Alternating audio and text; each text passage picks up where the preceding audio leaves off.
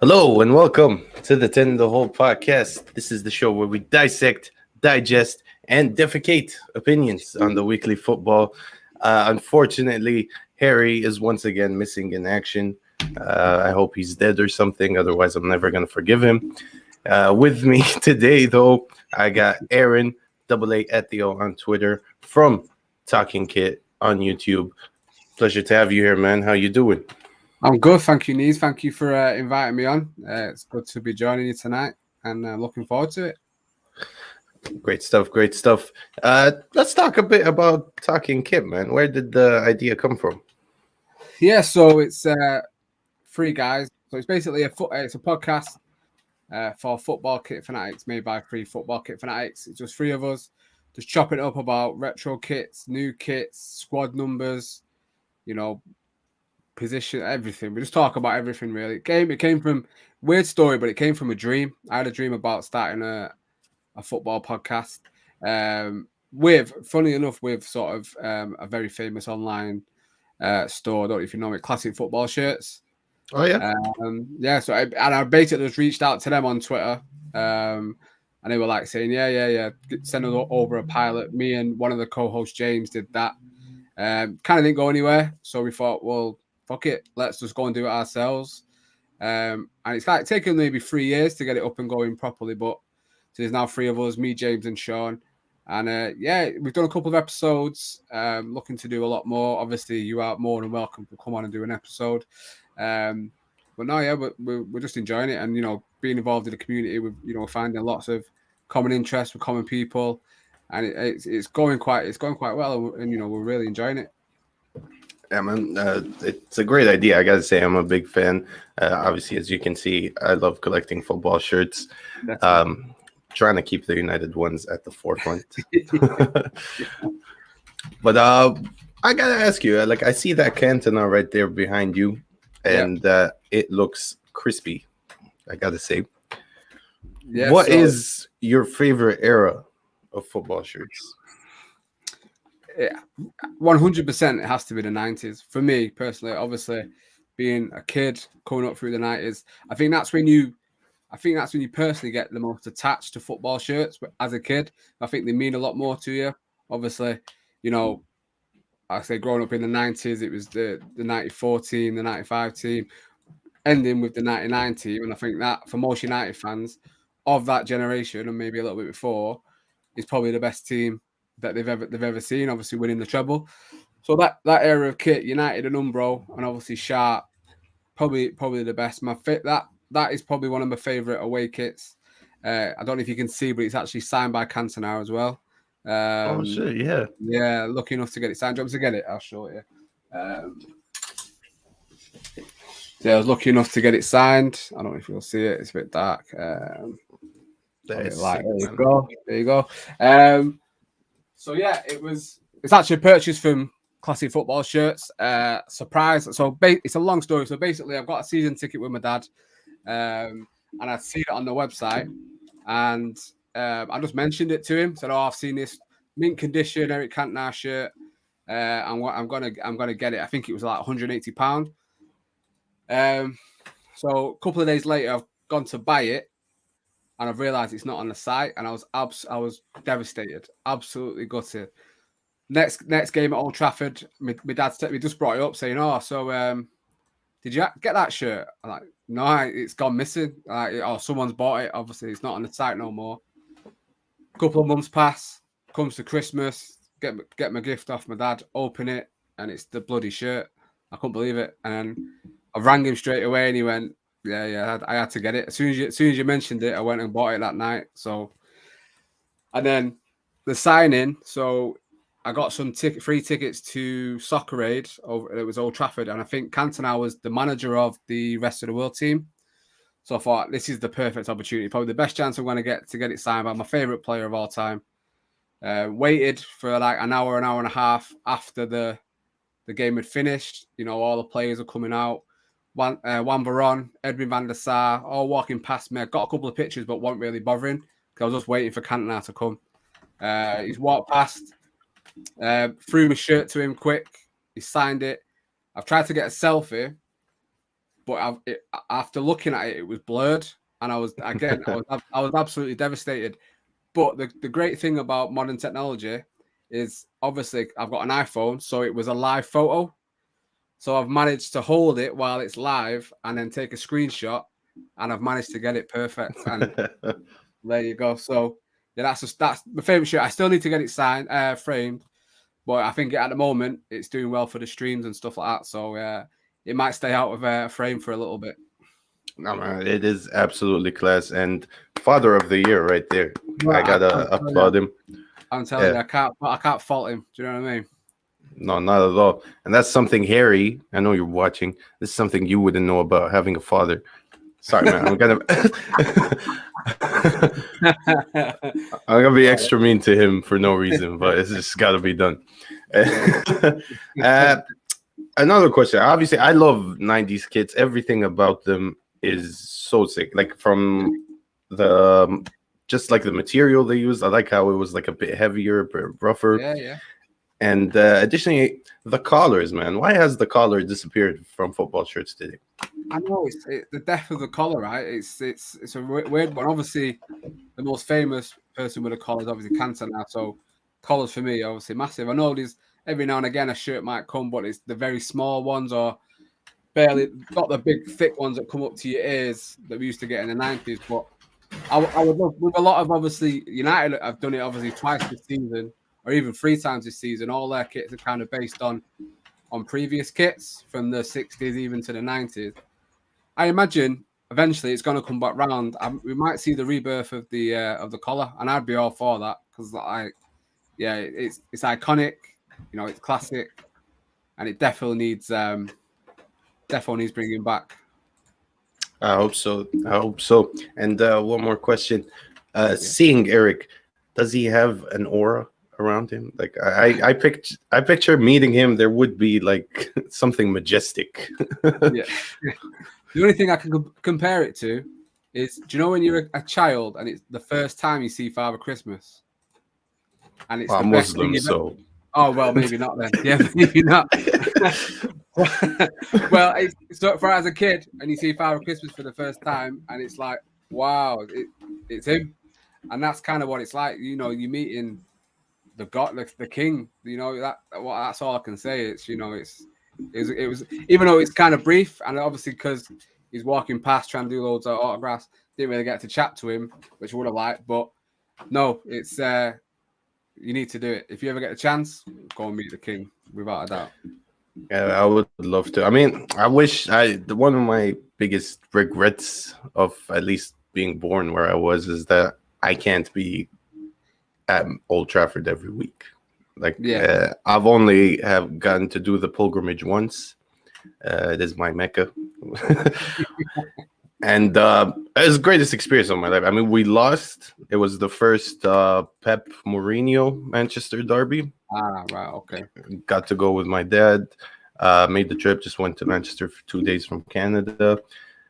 But it was amazing. Like I don't know like how to describe it, but at the same time, I was shocked by how awful the stadium was in terms of like structurally. Yeah. I could go into a full rant about that, and that's down to the ownership. You know, trying to stay positive. I don't want to talk about them too much, but you know, there's even you've seen it. I don't know if you've seen it today, but these plans from Leicester, you know, regenerating the area, building up their stadium, and that's what Manchester United should be doing. The biggest club in the world should have the best stadium in the world, should have the best facilities in the world, and we don't do that. And that's because the management or the board and the owners want to take money out rather than pumping it in. But, you know, obviously I've had a season ticket for several years now, and going as a kid, even now to this day, the amount of games I've been to, still walking up those steps, and the first time you see that pitch, the hairs on the back of my neck still stand up without a shadow of a doubt. It's still one of the best thing I look forward to. My girlfriend won't like me even saying that, but it's the best day of the week for me when I get to go and watch Manchester United. Obviously, not being able to do it for over a year now, so you know this weekend it's finally it feels like everything's coming home. Like to quote the England song, but it is coming home. Football is coming home, and so are the fans. So are the fans, and I'm absolutely excited for it. I cannot wait. I mean, it is a game I have been absolutely looking forward to. First of all, big ups to everybody in the chat. Thank you, Rich. Question here from Adam. Cantona or Berbatov taking place? Wow. That's a tricky one. Wow. You know, Berbatov is so underrated for me as a footballer. Like, I imagine you should be following him on Instagram. You see some of the videos that he does. The touch, he's still got it now, and he's like unbelievable, like absolutely unbelievable. And you know, you'd be hard pressed to find a better player with technique than Dimitar Berbatov. His close control, his touch, his vision, his style game was absolutely incredible. But Cantona's the king, so I would have to plug for Cantona every single time. But I would say that over any player, really. I think I'm not biased when it comes to Cantona. One of my biggest regrets is that I didn't get to live the Cantona era. Like I was born in '94, so like by the time I was actually aware of what I was watching, I was around 5, so it was around early 2000s. Yeah, and like to this day, obviously I've gone back, watched games, watched clips of him, and man, it must have been something else to live through that Eric Cantona time. Like just the things that he was capable of doing. I don't think people realize just how good he was because of like the legend of Cantona, like what he's doing on and off the pitch. People maybe remember the kung fu kick a lot more than some of the passes that he would play, some of the goals that he scored.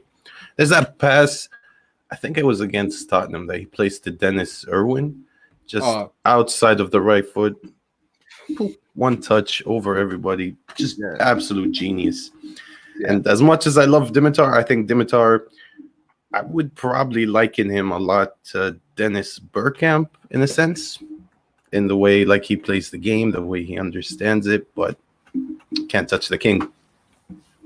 No, not at all. That pass. I mean, I remember as a kid, I'm a little bit older than yourself, so I used to get the season reviews on cassette when it was cassettes, obviously, and I remember watching that season over and over and over and over again. That pass, and I used to actually try it. So I kick the ball against the wall as it's coming back. I'm trying to dip and play that pass every single time. That's how much of an influence Cantona has. I've still got this.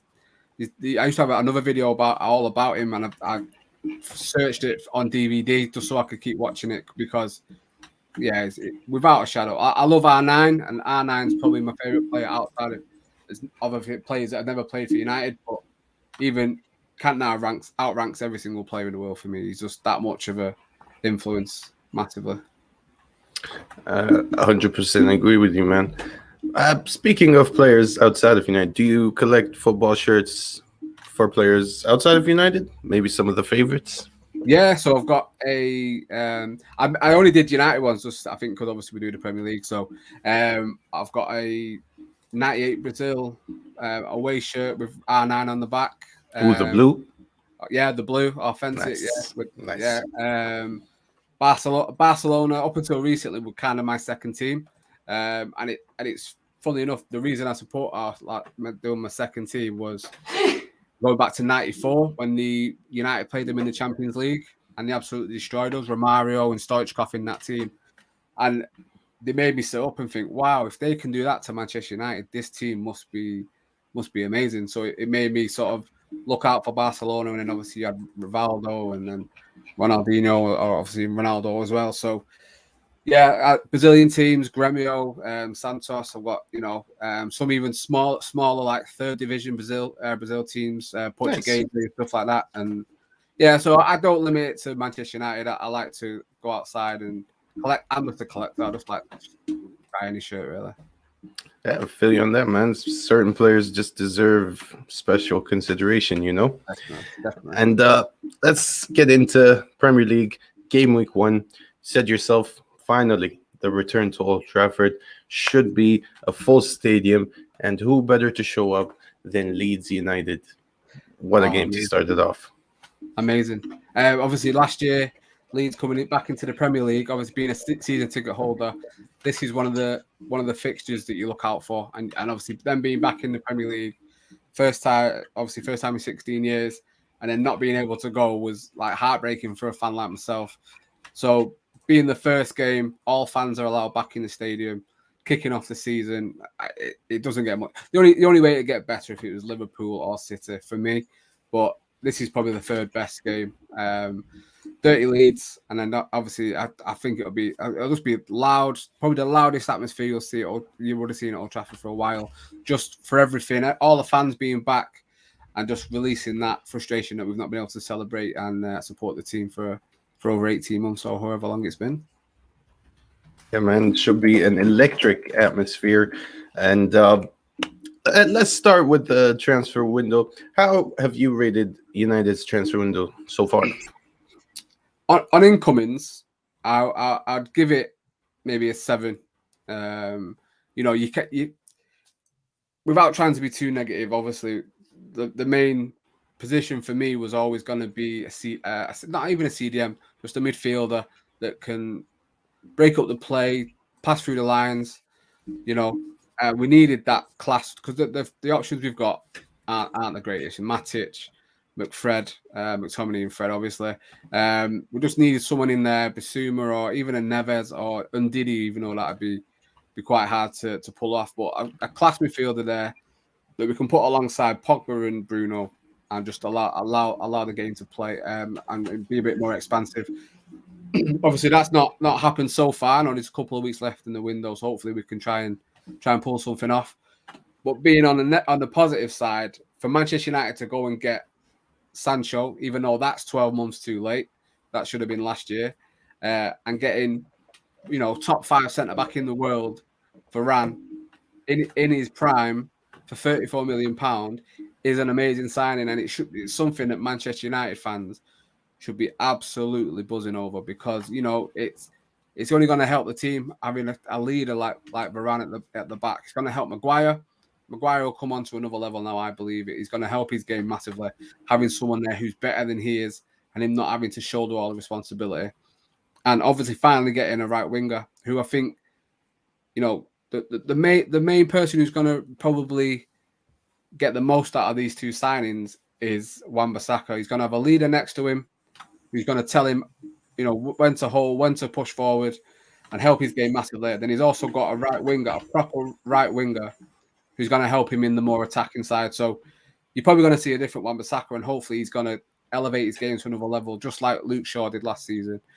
But yeah, so in terms of incomings, I'd rate it as a 7. If I was going to rate it as a overall, including outgoings as well, I think it's going to drop down to maybe a 4 or a 5. The fact we've not got rid of any of the dead wood, and we've not utilised sort of Lingard, coming back after a top second half of the season when his price is probably at the highest, and we probably could have got maximum money for him considering he's in his last year, is kind of a letdown. And I understand he wants to stay and he wants to, fight for a place, but he's not going to play, and his value is going to drop, and we're going to struggle. So overall, I'd probably give it a 5. But if you're just going on the incomings, I would say definitely about a 7 with Sancho and Varane. I'm with you 100%. Actually, I would rate the incomings at least at an 8. I think we plugged 2 massive holes in our team. We were definitely missing like a proper right winger, even though Sancho can play across the front line. It doesn't really matter. And I think Varane, man, I am so happy about this. This is like a signing I've been dreaming about since 2011, maybe. Yeah. And I think he's gonna take the team's game up a couple of notches because I get the necessity for a CDM, somebody who can break up the play, as you said, but I think center back was more crucial, especially somebody in the mold of Rafael Varane, who can allow the team to play maybe 10 yards higher up the pitch, without also having to worry as much about the counterattacks because of the pace he has, his presence. I don't know. I think like we can maybe get away with playing one of McTominay, Fred, or Matic as a single pivot and allow Pogba and Bruno Fernandes to finally flourish. Yeah, I fully agree. I think United's best midfield for me would be Fred, Pogba, and Bruno. I think Pogba play for me. United need to have Pogba in that midfield. He's the best midfielder at the club. He needs to be in there, not shunted on the left wing and not playing in a double pivot. And he can't play with McTominay. He plays okay with Matic, but Matic can't play 38 games this season. He just can't do it anymore with the legs. So Fred, for me, who Pogba can play well with, is probably the best of those three options. He doesn't have to cover Fred because Fred's quite pacey. He can get back. Obviously, we've now got Varane. So the midfield doesn't have to go back 10 yards to cover Lindelof and Maguire. And it's time. I know it's a phrase that's been bandied around a lot since United have sort of signed Pogba. It's time to unleash Pogba now. Let Pogba play as he should be playing in the midfield and let him boss games. Him and Bruno going forward, helping the front three. And let's see what we can do. Like, I'm excited for it because it's time that we really went for it and see if we can push City all the way, push Liverpool all the way, and even probably Chelsea now as well. Yeah, Chelsea, big problem with Lukaku now, but we will get to that. Question here from Adam. Do you think we are making a mistake not playing with a classic target man? Personally, no. I don't think we should be playing with a target man. He doesn't want to play that way. You've seen that with Lukaku. And the way Oli wanted to play on a counter attack, it just wasn't suited to Lukaku's game. And I think the pace from the wings and even the fullbacks, Bruno finding those passes, it's perfect. And I like the way that he is setting up. He just needs to be a bit more expansive with it and not worrying so much on how teams set up. They should be worried about how we're setting up. They should be thinking about how they can stop us and not the other way around. So I don't think we need a target man. Cavani, when he's fit, is shown in flashes and what he did when he's played that he can score goals. And I think if we've got that right winger who's gonna get the ball in the box like Sancho will do, I think you're gonna find he will be finding Cavani quite a lot. And I think it's looking good. And hopefully Martial coming back.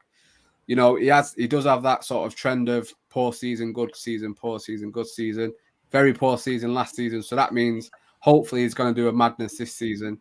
And, you know, if he can get up to near 20 goals again, there's no reason why with them goals that we can't be getting closer to Manchester City this year. 100%. I mean, it does feel like it's last chance saloon for Tony, unfortunately. Yeah. I mean, I love the guy. Personally, I think he's capable of so much more. He has been very unlucky with injuries and not allowed to really kick on from the great season he had before that. Yeah.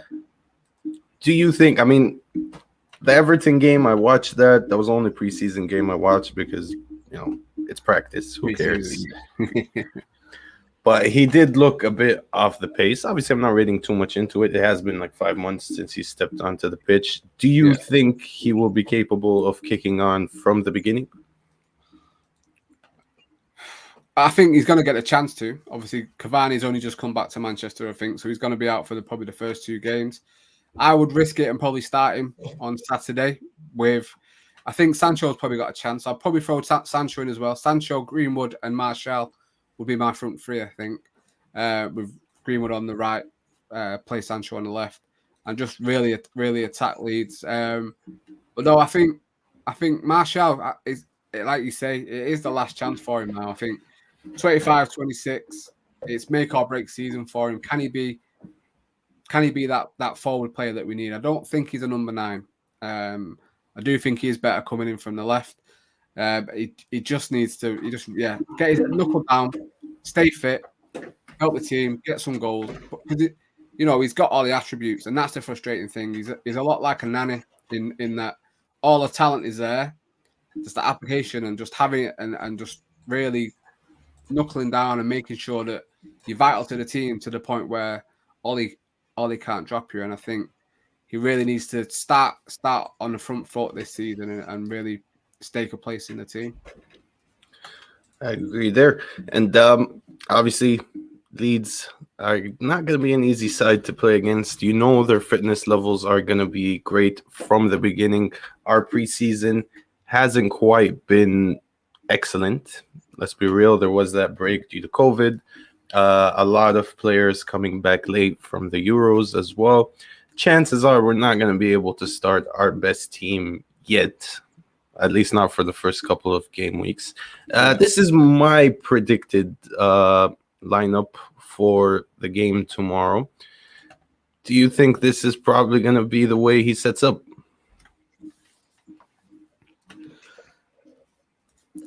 Yeah, so I think the sort of back five and the midfield is what I would go for, definitely. I could probably see him doing that. I could probably see him going for James over Mata. I would have the pretty much the same team, but I don't know what it is. I've just got a sneaky feeling that Sancho might just play. I just think he might just throw him in. Full crowd at Old Trafford. Excited to see at least one of the new signings. I can just see it. It's like the stuff dreams are made of, and hopefully Ollie is a bit sort of adventurous and he does do that. So I would probably put Sancho in ahead of James or Mata, but I could see that. I could very much see that team with James over Mata. Yeah, definitely. But that would be up. Apart from that one position, that would be the team I would go for. Yeah. I mean, this is the thing, because we look at this, and this is not a bad team by any measure. And for the first time, we're able to say this isn't even our best team, like by miles. You can replace 3 or 4 players there to have what would, in theory, be our ideal team. This is massive improvement from when Ollie took over, man. Like the days of having to play Andreas Pereira every game, the likes of Chong actually having a game, which, nothing against Chong, but he's not ready for top level football. And the fact that he was making match day squads on a regular basis just showed how deep in the shit we were. Yeah. And it's credit to the manager, I gotta say, to be able to at least, I say get rid of the deadwood, but all of those players are still there. But at least to be able to attract some of the top talent in European football, and additionally revolutionize the style of play to a point where we're actually entertained again. Oh yeah, definitely. Just going off what can't fit Crookie's saying now, obviously the 4-3-3 or the 4-5-1. I would 100% go for the 4-3-3. Obviously, like I was saying, it's time for teams to worry about Manchester United and not the other way around. Especially coming into Old Trafford in a full crowd. Why would we worry about how a team's going to set up against us? They need to be thinking, look at that team. That team is going to frighten us. We need to be prepared. And you're right in what you're saying. It's been a long time since. Hopefully, when the full squad is fit, that 3 or 4, maybe even 5 of those players are going to be on the bench, and you're going to look at, for instance, if it is Shaw, Maguire, Varane, Wan-Bissaka, then you've got Fred, Pogba, Bruno, Rashford, Cavani, and Sancho. You still got Martial, Greenwood, Donny, all on the bench, and they're great signings to bring on. Even Juan Mata as well. So there's 4 of your positions on the bench that are you would put as really good class replacements. And like you say, it's been a long time since we've had that, and we've had we're dragging on Pereira, or he's bringing on young kids who are getting thrown into the deep end, or Igalo, for instance. You know what I mean? And it's about time. It's about time we had quality replacements and a squad that is capable of competing. And I'm not Ollie in, I'm not Ollie out. I'm kind of Ollie in the middle, and it's like you have to take your hat off, because the club was in a bad way. A bad way when he took over. Jose had us in the mud, really. Pogba, Martial, Shaw, probably all on the verge of leaving because he didn't want them there, and he was, he was trying to turn the fans against him. In my opinion, Pogba was a virus. Shaw is only good because he uses my football brain, kind of thing. And Ollie took over, and it was a sinking ship, and he steadied it. He's got rid of some of the dead wood, and he's improving year on year. And that's only that you can, and that's when he's proving that, because he's got us in the top 4 2 years running. We've almost won a trophy. The next step is to win us a trophy. So, he's almost there, and you can only take your hat off to him. And just now, we just need to make that next step. And I'm hoping that he can do that, because as a Manchester United legend, to win a trophy as the manager is what every fan wants in it. That's what you want. That's definitely what you want. I'm with you 100%. Do you agree with the statement that the diamond was our best formation last year? I remember it being successful up until the Arsenal game, and then he never played it again, I don't think, because for me, it should have been Van der Beek instead of McTominay, because McTominay kept coming back and being too defensive with Fred. And maybe that's why he plays them two so much after that game, because McTominay's discipline just wasn't there for him to stay out on the right hand side, and we failed, and obviously we lost the game 1-0. So it worked up to a point, and then all he kind of thought it's just not going to work. But that's because of the personnel. If it had played Donny, continued to play Donny, Bruno, Pogba, and Fred, I think you would have seen a lot more success from it. But I would probably go. He's probably going to go for the 4-2-3-1, and that's fine. You know, if he plays it right, it's a good formation, and it will get the results as it did last season. I would probably go 4-3-3 myself, but it wasn't bad up until, let's say, the Arsenal game, the diamond. Yeah, I'm with you there 100%. Like, against the bigger sides, I mean, you know, I'm not implying Arsenal are a big side anymore, but against the tougher opponents, I don't think it offers us the width necessary, nor did we really have the personnel. And plus, with the likes of Sancho coming in now, I don't think we will ever play a diamond again, really. No, there's too much attacking talent there not to play free at the top, or, you know, even, Bruno, two wide players, and then Cavani or Greenwood up top. We really need to focus on them wide players now, and actually instead of having a wide forward, we've actually got a winger now who can play that position, and it's only going to help the team massively, I think. And there's a bit of pressure on Sancho's shoulders as there would be coming into Manchester United, but I think that the pressure is more coming from fans of other clubs because it's such a big high-profile signing and it's been dragged out for almost 2 years. That the pressure is being put on because he needs to get 20 goals and 20 assists. He needs to do the numbers he's doing in the Bundesliga, which probably isn't going to happen. You know, I'd be happy with 10 goals and 10 assists from him, and that's even at a maximum. But I think he's going to have a big impact on this team, and I think he's going to help us massively in trying to achieve something this season. Do you see his impact? Do you think he's going to come in straight away, make a big impact, or do you think he'll need some time to adapt to the league? I think if you've watched him play, I don't think he needs time to adapt. I think, he's done it. It's there's this thing about the Premier League, and everyone seems to think that. I've heard it about Varane, and people was it Sean Wright Phillips has said he thinks Ben White is a better signing than Varane because he's already playing in the Premier League. You think there's nothing else for Varane to achieve in the game, and I think he's one of the best defenders in the world. Like he comes here with a reputation, and it's not the Premier League is not the Premier League of the 90s or the 2000s when you had these big, massive defenders who would crash into you, and it was the hard man's game, and it took a while for strikers to get into it.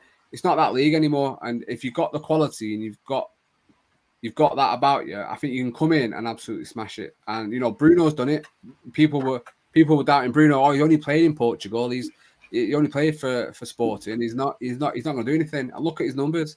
He's putting massive numbers up, and that's testament to him. And I don't see why Sancho can't do that. He's done it in the Champions League. You saw him in the Ukraine game in the Euros when he finally got a chance. He was probably the best player on the park. And the way he was playing, the way he was pulling the defenders inside and allowing the fullback to get on, this is why I think he's going to have a massive effect on Wan-Bissaka, because when he's dragging defenders inside, Wan-Bissaka's got that space then to go down, and he can assist, and he can get the ball in the box, and it's only going to help us. So I think he'll come in, and I think he will. I'm backing him to be a massive signing this summer and a massive plus for us this season going forward. Yeah, I'm with you there. I mean, the thing is, players coming from a different league, okay, it takes some time to settle in. I don't believe the hype that, oh my God, the English Premier League, it's impossible to just get in right away. I think people think it's better than it actually is. Or they think that leagues outside of England aren't as good automatically. But I mean, we've seen it with the likes of Mkhitaryan. Mkhitaryan came in after a season where he tore up the Bundesliga and then never really was quite able to replicate that in England.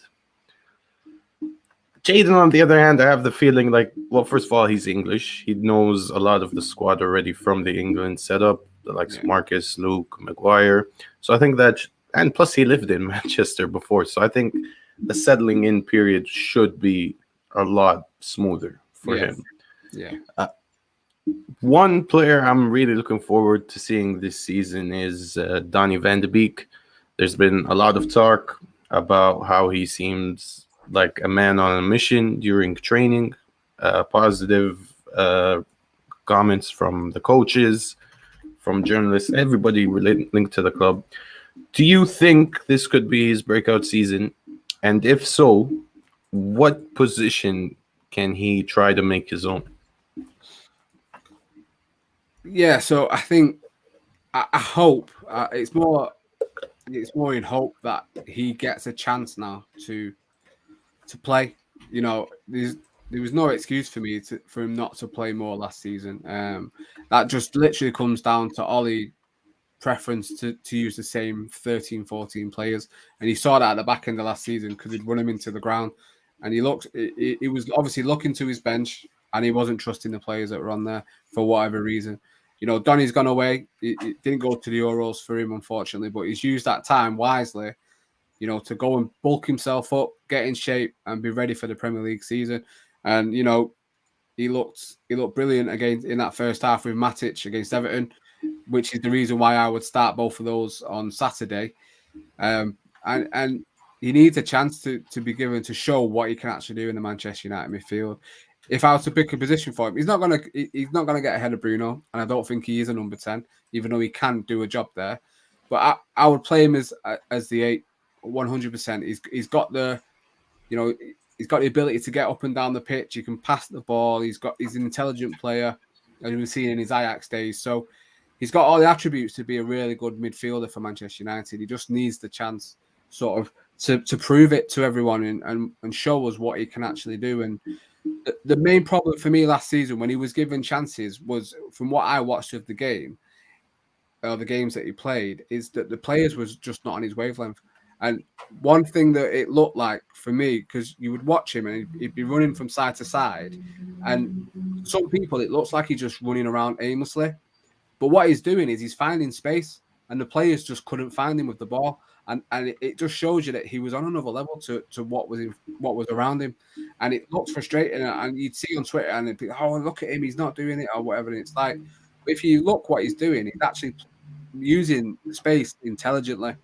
And I would have him behind Bruno and with Matic or a Fred or whatever, and just give him the license to play his game and see what he actually can do. Definitely. I feel you on that. I mean, players didn't really get his game. I definitely agree with that because, like you said, man, he's making runs all the time, and he's so intelligent with those runs. Not just like running into space, but also he knows how to drag defenders away and make space for others. So I feel like his best position could be that 10 or an 8, where he can arrive late into the box. Now, starting ahead of Bruno, that's just not going to happen. No. If Pogba left this summer, I would have been not as worried because I feel like Donny can do the job as that box-to-box player, especially with the physique he's added. You know, he's bulked up a lot since last season. Yeah. But I also think he has the intelligence and now the physique to maybe be able to play as the 6 for us as well. Now, it's a risk, definitely, because it's not his like nailed down position. He's played a few times there for Ajax. But do you think that could be a new avenue Ollie might explore with Van de Beek, Pogba, and Bruno as our trident in midfield? I mean, he's playing players that aren't CDMs there anyway, in Fred and McTominay. So would Van de Beek do a worse job than those two? You know, they're getting a lot of stick. They're not the answer. You know, use the analogy of before of Fred and Tommy remind me a lot of the ugly sisters from Cinderella, in that they're trying on the slipper, and it just doesn't fit. It doesn't fit. Move on.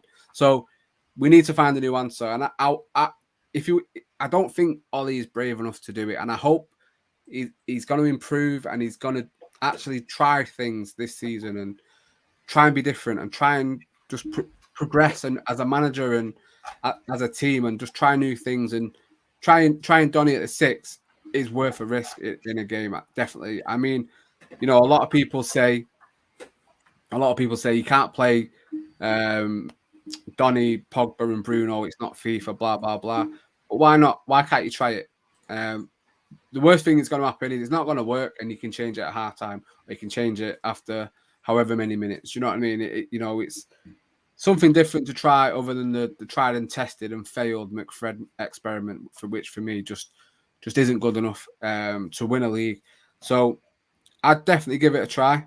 It's worth a risk, and I just want Donny to play some football. I just want him to show what a good player he is, because I've wanted him at United for a couple of years. Obviously, him and De Jong in the Ajax team were absolutely brilliant, and De Jong was always the one that was like, he's the one. But for me, I always preferred Donny anyway, and I'd always buy him on FIFA anyway. So I'm so happy when we finally got him at United. I just want him to play some football. Yeah, man, it's heartbreaking to see him last season. Like, just how depressed he looked on the bench every time. Yeah. Even when it was like 5 minutes left and he's starting to come on, he's just there looking like, oh, well, what the fuck can I do? I mean, what's the point? I know I'm rooting for the guy, definitely. The fact that he's never complained, even though he came in for big money, and not to mention he was supposed to sign for Real Madrid before COVID. Yeah. So, like, the fact he could have been like stroppy about it, just complaining all the time or asking for a move away. Instead, he's just gone quietly, tried to improve himself physically, and throughout preseason, at least, it has shown that he has added something a little extra. And I hope that he can finally make it work for him. And hey, if he boots Pogba out of the team, then whatever, he wants to leave anyway. Over. It's true. Very true. Let's focus a bit on Leeds.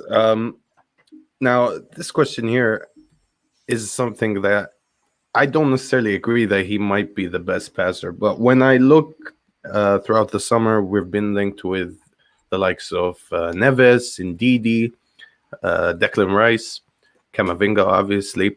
I always thought, why is Calvin Phillips not in this list? Because now I don't like to judge players based on how they play for their international team. Obviously, international football is way different to club football. Yeah. But this guy has everything necessary to be able to play that single pivot for us. I mean, physically, he's a beast. He can run all game. He's a good passer. He has a good eye for long and short passes. He's intense in defending, tackling. He can do it all. Why was he never considered for us? If my first answer is loyalty to Leeds, and obviously being a Leeds lad playing for his team, he don't want to play for Manchester United. Obviously, I know we bought Alan Smith, Cantona we got from Leeds as well, but it could just be that. And Bielsa probably thinks he's far too important, but we should be getting linked to him because he's the player that could and would improve our midfield tenfold. And I would massively have him at United. He's a great player, shown it in the Euros, probably the sort of star of the Euros that people weren't expecting him to be. Player from Leeds, no one really knew, probably outside of the Premier League, don't really know who he is. And he's shown on multiple occasions he's a great footballer and a great lad as well. When Saka missed the penalty, there's that video of him running to him straight away to sort of console him. Shows you what a great guy he is. And I would personally love him at United. I think he would solve our midfield issue massively, but I do think it's just because he plays for Leeds and you don't want to play for Manchester United, maybe. And Bielsa says it's too smart to let him go. Bielsa is a problem, man. Like, he is such a fantastic manager, and I get it. People will always point to the fact that he hasn't won anything major, But I think this guy is an absolute genius when it comes to football. And there were so many times where I was wishing, like over Mourinho, over Van Gaal, that we would get Marcelo Bielsa. I know he's insane to a certain degree, and he does have that. Like, he's not going to take shit from the owners. I don't think he'd be able to handle working with the Glazers. No. But my God, what an amazing job he's done at Leeds United. Oh, and are you worried about the first game of the season? Obviously, long-term repercussions, it's just the first game of the season. I don't think it'll decide anything. But do you feel like we'll be able to beat them going into this game? I kind of disagree with you on the first game of the season. It's not going to change anything, because I think the first 6 games Manchester United have a must win. In that, it's going to determine if we are going to keep up for the rest of the season. And I think they are all winnable games. And after 3, it's the international break, and then we come back. But I just think United need to make sure that we get off on the front foot. We need to win all 6 games, and that's going to help us kick on and hopefully, sort of challenge for the title the back end of the season. Or we slipped off in January last season. We don't want that again. So the pressure is on. The pressure is massively on the first game of the season. It's Leeds. It's not going to be easy. I know we beat them 6-2 in the corresponding fixture last season. That won't happen again. Bielsa will probably wise up. He's not going to play the same way. He saw the 0-0 at Ellen Road. I imagine the game's going to maybe play out a bit like that. And that's why I think Sancho might play, because he's going to have something different that Leeds probably don't expect, and they can't plan for. They can't plan for Sancho in United's team, whereas they could plan for a James, or they can plan for a Mata or whoever, because they've seen it before. They've got tapes of it. Sancho adds something different that they've not seen before, and that will probably scare them. And they've got a new left back. Is it Firpo from Barcelona? He's not. If you're going to go back to that, he's not tried the Premier League before. It's a new league for him as well. Do you know what I mean? As it is for Aaraon. So I think it's the biggest plus I can put on it, and the only thing that I think could ease the tension in this game is the fact that United are going to have a full crowd, and it's going to be electric, and they're going to be fully backing everyone. I think, there's a lot more positivity around Manchester United this season, going into this season, which is brilliant. And I'm there myself, because I've been very negative with Manchester United. I've been very negative with the manager, I'm still negative about the owners. And, I've threw my toys out the pram on several occasions over the last sort of 2 seasons and stuff like that. And, I'm not going back to the game. I'm going to sell every game. I'm not going back. I'm not watching them on TV. And I've really been a child about it. So this season, I've promised myself nothing but positivity. And I know I'll criticize where I feel criticism needs, but I'm backing Ollie. I'm backing the players.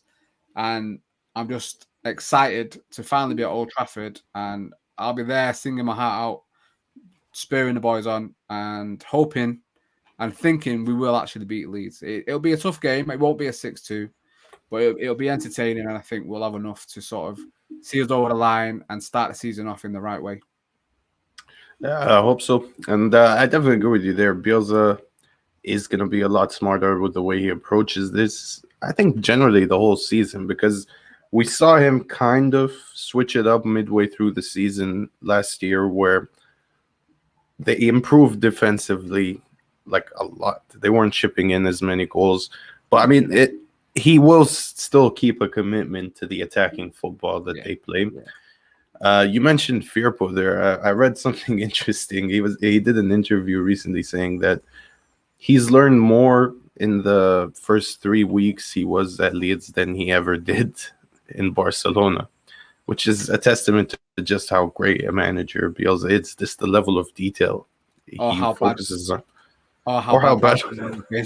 Yeah. No, that's definitely true. No, I agree. It's the Bielsa effect. You know what I mean? I imagine he's a lot like. Do you remember Jose in his first spell at Chelsea, when every single player would die for him and would run through brick walls for him? Obviously, he doesn't have that effect anymore on players, but that first, and a lot like Fergie as well. So I imagine the players just live and live on his word, and are just ready to fight to the end for him. And you see it, and I shouldn't really be bigging him up because it's Leeds, and obviously I don't like Leeds. But yeah, you can't help but be impressed by what he's done at the club and bringing them back to the Premier League and keeping them in the Premier League as well. Because like you say, I think they found it tough in the sort of first half of the season, and even though they were being lauded for sort of how they played, but they're still shipping so many goals, it was kind of odd to see that. And he stuck to it, but adapted to it, and the results improved, especially the performances. But no, yeah, I think he's done a great job, and if he can kick them on to another level, sort of establish them a bit further up the table, they could be a problem for the Premier League. So no chance of them having second season syndrome, you think? I don't think Bielsa would allow it. I don't think he's not that type of manager. I don't think he's not Sheffield United, and I just can't see it happening. They've improved the team a little bit, and I just think they will kick on. I think they've got a good group of players.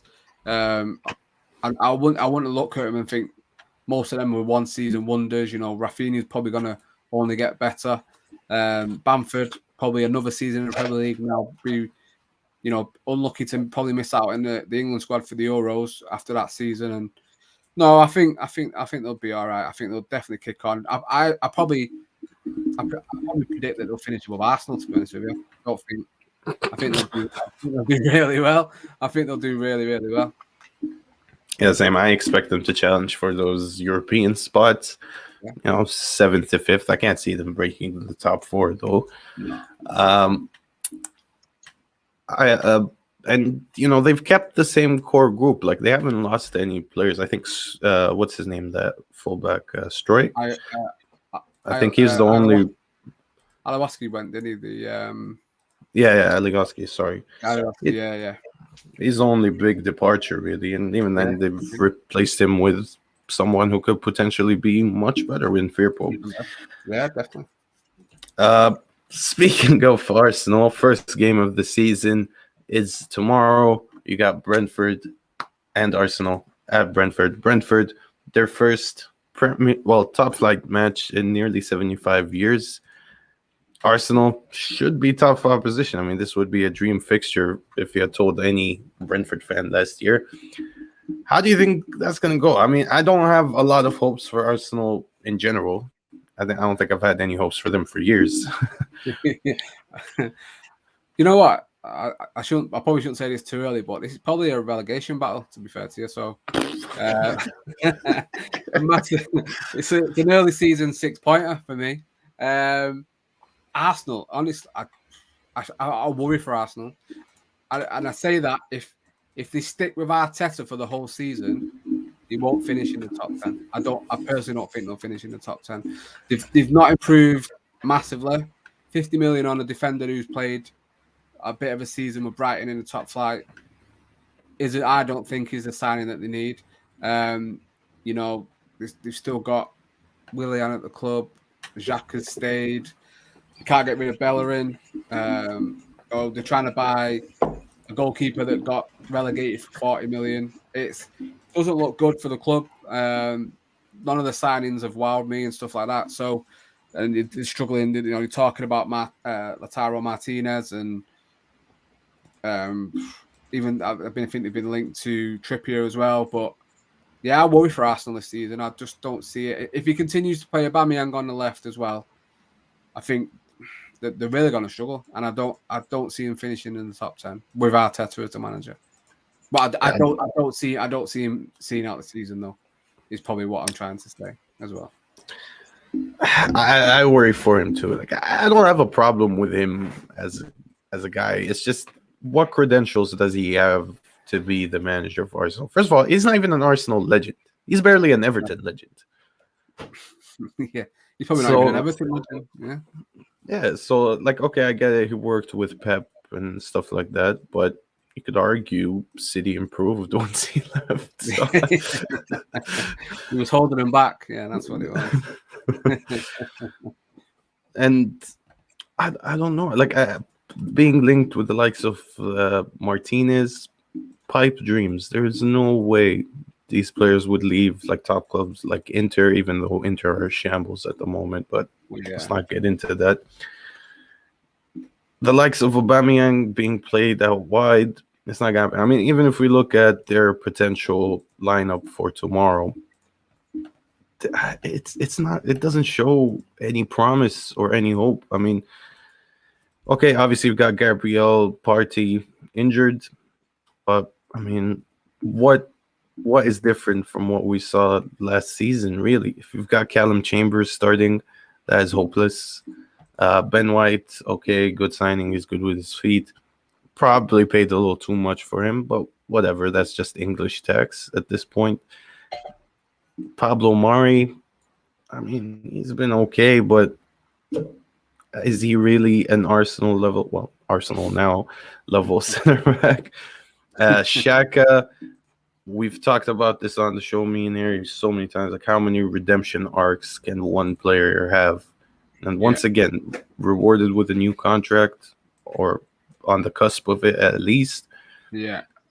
I don't see how this team can challenge at all. Even if, say, they do go out and get a James Maddison or an Odegaard, it's just not enough, man. No. And if you're James Maddison, are you going to what? Looking at how Leicester played against Manchester City in the Community Shield, I know it wasn't City's first team, but you have to look at the performance of Leicester, and they were absolutely fantastic. And they're only going to get better. They're only going to push. You would look at Leicester and think they're definitely going to finish above Arsenal this season. And no matter, you can say, oh well, it's Arsenal, it's this, but they're not a well-run club. They're not a club that you look at and think, well, that's a project that's going somewhere. That they're not bringing in the players that can challenge. There's a comment there. Name one top player that realistically come to Arsenal. I probably couldn't even name one. I don't know who would want to come unless they're going to throw money at it, and then it starts a problem that United have faced. And City obviously did it. They're just throwing money at players to come for the wage, and it's not actually to play for the club. And it is really quite worrying for Arsenal fans, and I don't see any light at the end of their tunnel really. And they're putting a lot of hopes on a youngster in Smith Rowe, as good as he could be. Does he have it now to sort of drag Arsenal to better performances and up the table? Probably not. Lacazette, Arsenal fans can't stand him. He's getting linked with Inter or Roma or wherever. It just doesn't look good. It's you say Pablo Mari and stuff like that, but is he better than Saliba, who they've let go to Marseille? Probably not. Why is he not being given a chance when they were rating him so highly and stuff like that? And even sort of Martinelli, and does he get in the team? Can he improve them? He was lauded as this sort of next big thing, and it's not happened for him either. I'd be quite worried about going into the season. We're saying we're really excited, can't wait. I don't think Arsenal fans are feeling the same way at the minute. And especially like Martinelli. Okay, I get that he's supposed to be this mercurial talent, but he's been injured so many times already. Yeah. And he couldn't even break into the Brazilian Olympic team, really. I mean, I know he was in the squad, but he wasn't really getting minutes. No. I don't know, man.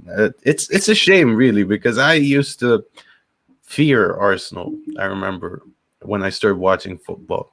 And, like Bergkamp, Perez, Vieira, like personalities. And then all of a sudden, there was this shift once Vieira left, and this focus towards more of the Cesc type of footballer.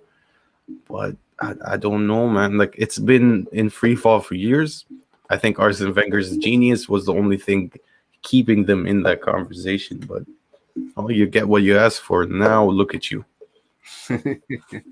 There's a whole generation of Arsenal fans now that have never seen the team win the league, and it's not going to get better anytime soon. I know people can laugh and say, well, it's been nearly 10 years since United won the league, but we're coming through, hopefully coming through the other side of our bad patch now, and hopefully going to be kicking on. But Arsenal, I don't see that ending anytime soon. And you either look at if Arteta was to go, who realistically would want to come into Arsenal at the moment? And on the promise of what? Money's probably not going to be there, and it's a massive rebuild. And who would want to take that on? Conte probably wouldn't. Zidane probably wouldn't. Definitely wouldn't. No, definitely wouldn't. So who knows what for Arsenal? The future doesn't look great. I'd actually see him getting beaten by Brentford. I think Brentford will beat them on tomorrow night. Brentford are an interesting team. Obviously, their manager, Frank Thomas, I believe his name is, has been saying that their intentions are to come in and attack the Premier League. They're not going to shy away from the challenges that face them. Do you see them being, say, more like a Norwich a couple of seasons back, where they came in and they wanted to continue playing their brand of football, or can they replicate the success of, say, a Leeds last season? It's always difficult to tell, obviously, with relegation promotion teams. Yeah. But where do you think it's going to go? I mean, I'm happy they finally managed to get to the Premier League. They've been one of the teams in the Championship that have really been pushing. They've been unlucky a couple of times, so I'm glad they've got a chance to come and test themselves and see where they are as a club in the Premier League. Do I think they've got enough to stay up? Probably not. I think a lot depends on Ivan Toney and how he performs. Does he get the goals that he will need to get the goals to keep them up? That being their biggest goal threat. And it all depends on him, really. And, the supporting cast isn't, probably what you would say is the greatest. And it's it's going to be the games against the lower teams at home and away that they're going to really need to pick up some points. And even sort of games like Arsenal, first game of the season, the pressure's on Arsenal. And Brentford getting a win really helps them try and stay up.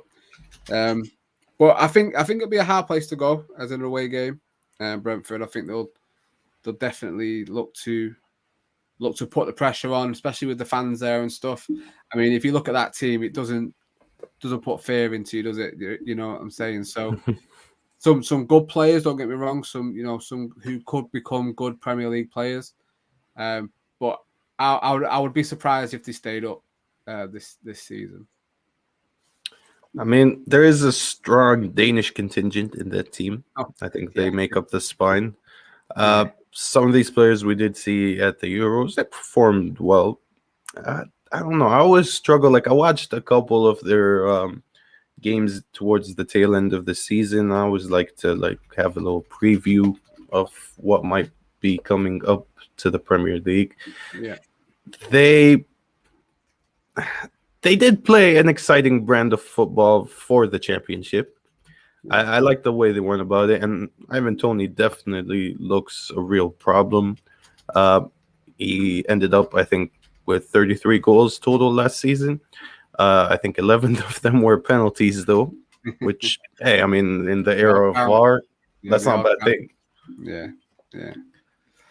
But yeah, I think you're hoping they can do something. I always like those teams that come out of nowhere and you think they're definitely going down, and then they surprise you. Sheffield United a couple of seasons ago were one of those teams. The way they had them playing Chris Wilder, no one really saw it coming, and United struggled at Bramall Lane against it. And I'm hoping Brentford can do the same thing. I think it's nice. There's certain teams in the Premier League that maybe should worry about some of the teams coming up. Newcastle probably one of those.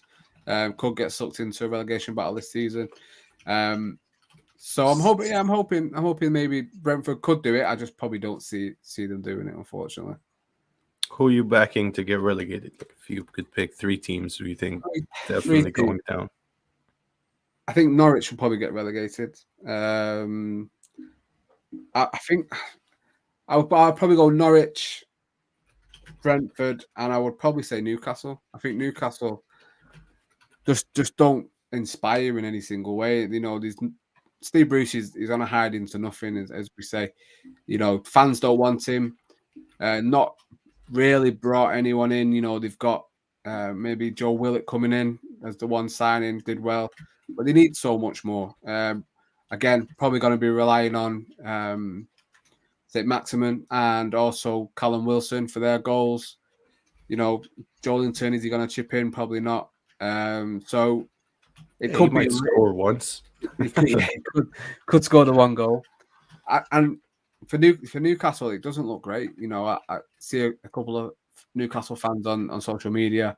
Again, a lot like Arsenal fans, really not happy. They're really not excited for the season, and it's all doom and gloom. And I've been there as a Manchester United fan. The last Jose season, it was all doom and gloom. You saw in the pre-season, he was attacking the owners, attacking the transfer policy, and you see it a lot now with Newcastle. And it's all falling on the manager when really it's the owner. The owner shouldn't be there, and he doesn't care about the club. He's not looking to progress.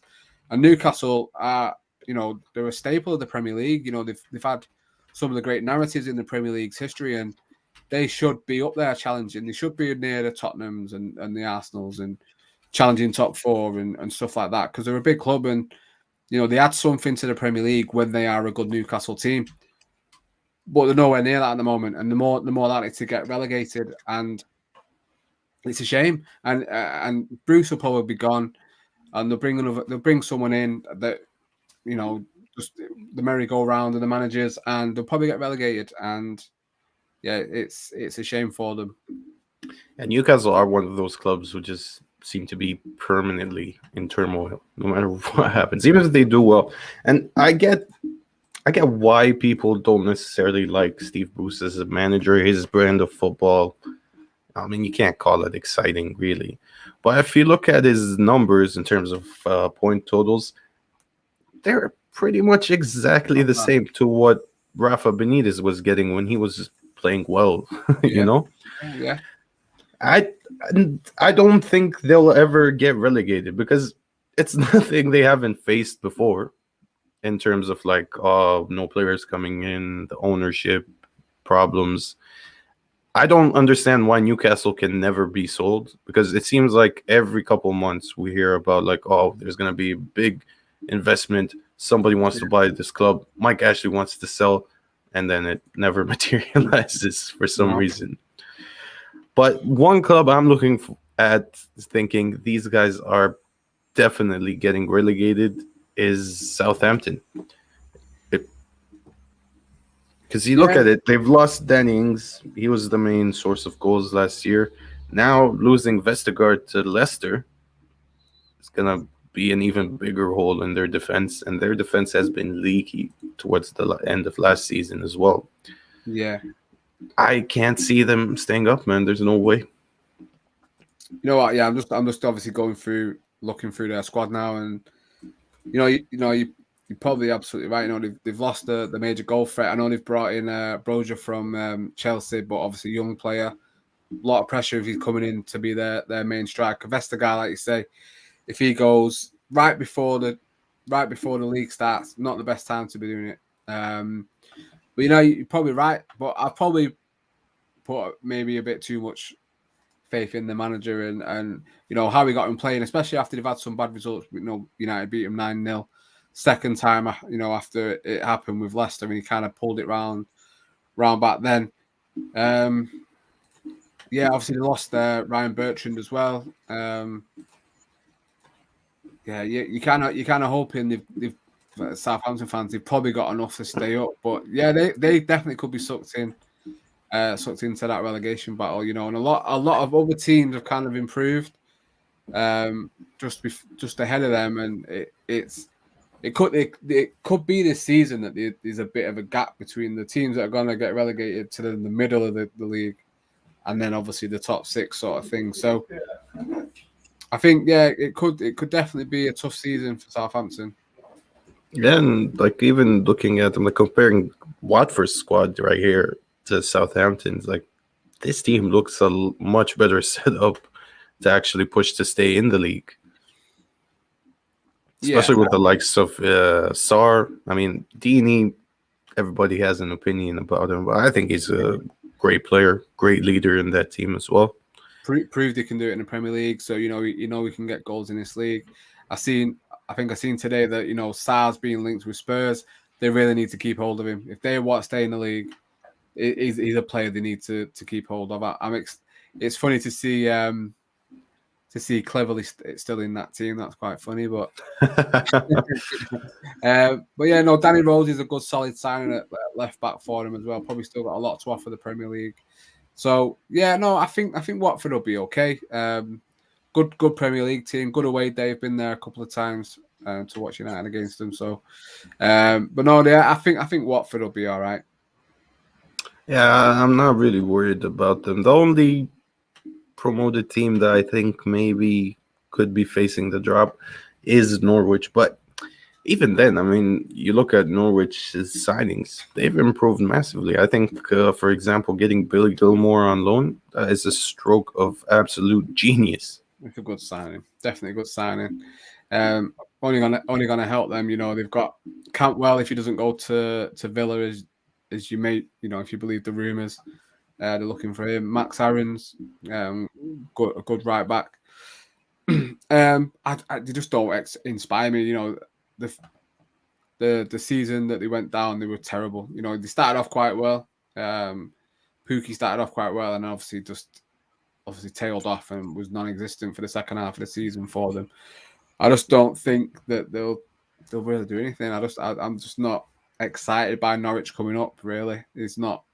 They're just kind of a team will play twice kind of situation. That's kind of what I think about. I feel you there. Although my Greek heritage has me keeping an eye on them when their new signing Zolis, a 19-year-old winger from PAOK. Was it PAOK? Yeah, they signed him from PAOK. And he is very highly rated, to be fair to the kid. I know Greek players don't always light up the Premier League, but at 19 with 17 goals in 57 games, that's decent, man. That's decent. Yeah. And he's one to look out for. Yeah, nothing to lose. Come in, just try and play your game. See how you go. Not like you say, go for it. And probably the biggest game of this weekend is going to be Spurs against City at the new Tottenham Stadium. I mean, interesting stuff, really. Obviously, the whole Harry Kane saga is in the background, or the forefront, really. It's overshadowing the game in a way. Yeah. Do City go for Harry Kane, spend 140 million on a player who's 28 right now?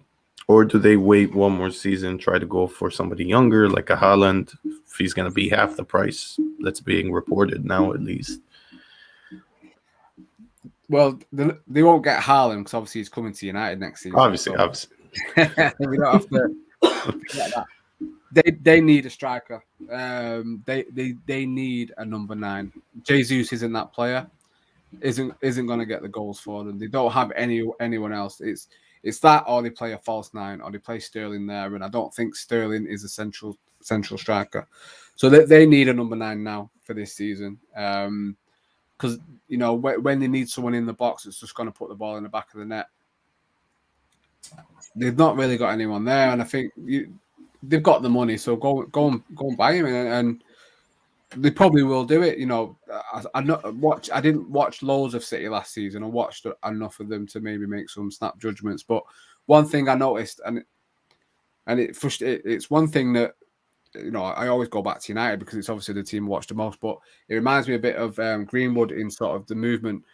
Jesus, there was a couple of occasions I'd be watching Manchester City and Gundogan scores by being right in the penalty box, and he's getting the tap-ins, and you think that's where Jesus should be. That's where your striker is. A number 9, why is he not getting the rebound tap-ins from the goalkeeper sort of thing? Do you know what I mean? And he's in another part of the box, nowhere near the goal, and you think that's not what your striker needs to do. And you know, you think he's played with Aguero for a couple of seasons. Why is he not learning this? Why is he not taking them snippets of movement in the box and where to be, and anticipating the ball's going to come off the keeper, come off the defender, and you're there for the tap? And he does it now and again, doesn't do it enough.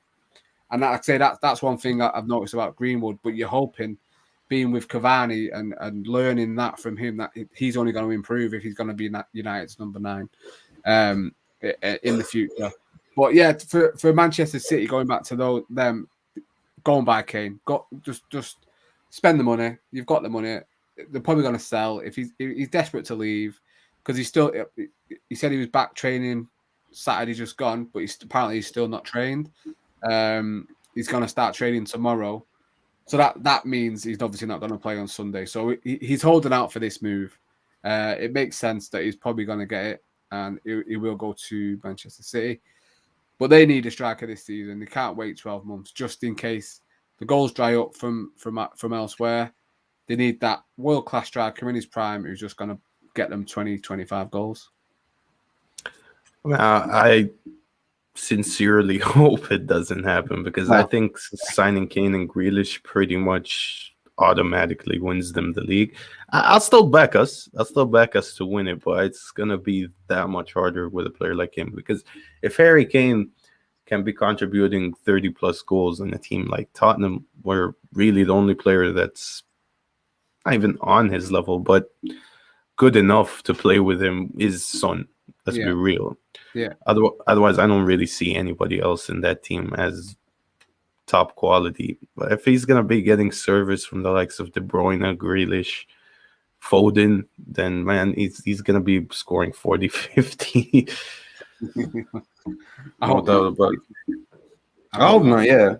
And Pep does like that false nine, and he probably plays it a bit too much when he probably shouldn't. He kind of trusts it a little bit too much, and it has the wrong result than what he's hoping for. So, but if I was a Manchester City fan, you're desperate to get Harry Kane, and Haaland's probably the one most people will want, and you'll probably find most teams going for him next season because, like I say, the price is going to drop to 75 million.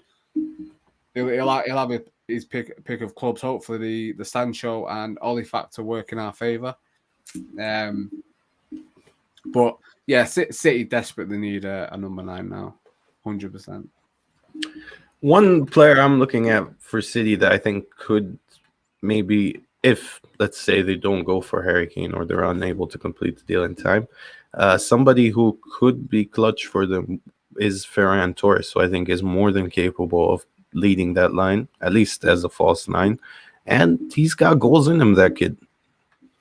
Yeah, he's a great young player, and had a decent Euros when Spain finally picked up. He was kind of in there, coming on, contributing, and he looks like an absolute player. He's an absolute steal. Like is the players you wish United could sort of source and get without any issues and not having to wait 12 months for them sort of thing. But he could be a great player for them. I think it looks like there's even chances that he could be keeping Sterling out of the team, and Sterling might want to leave. Do you know what I mean? And that only goes to show what a player he can be and is, and the trust he has in his manager or from his manager. So he could be a great signing for them. But they've got quality all over the pitch, Manchester City. Do Torres, Sterling. They got Bernardo Silva, Mahrez, Grealish is now coming, Foden. I mean, that top end, it's quite top heavy in that it's a lot of wide players or not strikers, and that's the only thing that they are missing. I'd say United striking options are better than Manchester City's, and there's not many positions in our teams that we can say that we're better than. But I think the striking department is actually better than theirs. So they've got a lot of competition for those wide places. But agreeing with you, Ferran Torres could make a statement and could possibly force his way into being in the first 11 for most match weeks. Yeah, 100%. It's a good question. Why hasn't Ollie pushed for Harry Kane? United won't spend that much money, not in one summer. It just wouldn't happen. We're struggling to sell players, and if you believe the reports, we now need to sell so we can buy a midfielder, or if it's going to be a second right back. So we would never spend money on Sancho, Varane, and then Kane as well. It just wouldn't happen. Although you'd probably like it to. We could do if we had owners that wanted to make United the best, but we've got owners who want to settle for top 4 and what that brings into the club so they can keep taking their dividends out. So it's just not going to happen for Manchester United, unfortunately. If we didn't get Sancho, maybe we could have gone for Kane. But if you look at what we needed, it was Sancho all day long for me. Yeah, 100% with you there. And do you think I mean, I think I have the feeling that Ollie would be prepared to wait another year, try and get Haaland, Yeah, versus go for Harry Kane. yeah. I think if Cavani didn't sign the 1 year extension and went, we probably would have gone for Kane. I think the fact that Cavani did so well and then signed his extension allows Manchester United now to have a striker, wait 12 months, and then try and go for Haaland. That's the plan. I know there's been reports that we'll also wait for Kane if he's still at Tottenham next year, but it's just not going to happen. I think he'll be Manchester City bound eventually. It could go up to the last day of the window, but I think both sides, Kane and City are really pushing for this signing, and it's just getting around Daniel Levy and seeing if they can push Spurs to making a decision and letting him leave, because that's what he wants. And I think nowadays, once a player wants to leave, there's not much you can do. Yeah, it's the way of the players, really. Do you think the era of the one club man is well and truly dead now? I think it died with Lionel Messi, didn't it, the other day? I think that's what Oh, man, that was crushing. Yeah, I think I can't. It probably Rashford will probably stay at United for the rest of his career. I think whether you class him as these debates if he's good enough to be up there. I personally love him. I love everything about him. His improvements he needs to make in his game, but I could see Rashford staying at United for the rest of his career. He loves the club. No reason why he should go. He's got the number 10. He's only going to get better, in my opinion, if he's allowed to rest and come back firing on all cylinders, which I hope he does. But in general, I don't think you'll see it many more. Players now seem to be a brand where before it wasn't like that. And you look at your Haalands, he probably wouldn't stay at United for long. He'd probably stay for 2-3 seasons, and then he goes on to the next club and he does it there, and does it in Spain, does it in Italy, does it in France maybe, and just takes his brand to different leagues and ends up in the MLS and goes on a world tour, and it's the Haaland show with Mino Raiola. But yeah, I don't see one club men lasting these days. I don't see it happening anymore. Yeah, me either. But I agree with the Rashford. I think Rashford, Greenwood, I could see them being United players until they retire, hopefully, at least. And I agree with what you said about Rashford. Like, I know people are quick to jump on him saying like, oh, he's not good enough. Oh, his focus isn't even on football. But I mean, the guy was playing. I mean, he had like 2-3 injuries at the same time, shoulder, ankle, everything, and he's still performing on the pitch. I mean, I know towards the end of the season he was burnt out, but he still had 35 goal contributions. Yeah. And I was so happy he took the surgery option just because he will finally come back fit and rearing. Yeah, being selfish, I wish he'd have done it during the Euros, just because obviously you look back in hindsight, he wasn't played at all. Thrown in at the deep end in the final to take a penalty, which was awful management. So you'd hope you'd wish as a United fan that he would have said, forget the Euros, I'll go and have the surgery now, come back in the season for United. But the fact that he's done it, he's listened to his body, he's not being forced. I think he's been forced to play. He's been overplayed because, again, Ollie's not trusting players outside of those sort of 13, 14, and he's run himself into the ground. And if it had carried on, he probably wouldn't last past 30 because his body would just give up on him. So the fact he's done it, and he just needs to make sure that he's resting fully, coming back fully fit, and you'll see a Rashford that probably be better than what we've seen before. And I think he'll become that player that we all want him to be. If you're a true United fan, a kid from Manchester playing for the team, wearing that number 10 and being dedicated to being the best player he can be for Manchester United is what we all want to see. And I hope he can do it and become the player that we all want him to be. And he wants himself. Yeah. And not to mention like the work he does outside the pitch. Like, it's impossible to hate this guy. Like, what he does for his city, everything about that I respect so much. Yeah, goes without saying, we go back to Spurs City. Big question is, how will Nuno do at Tottenham? Obviously, we are going to assume a Harry Kane out of the team, for forever. Yeah. do you think that he can have them challenging near the top?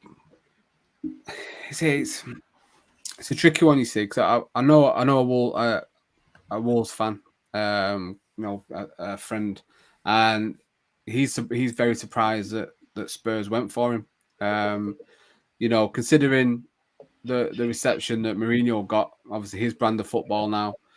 Nuno's not too far off that as well. That they play quite similar. So is he going to go down well?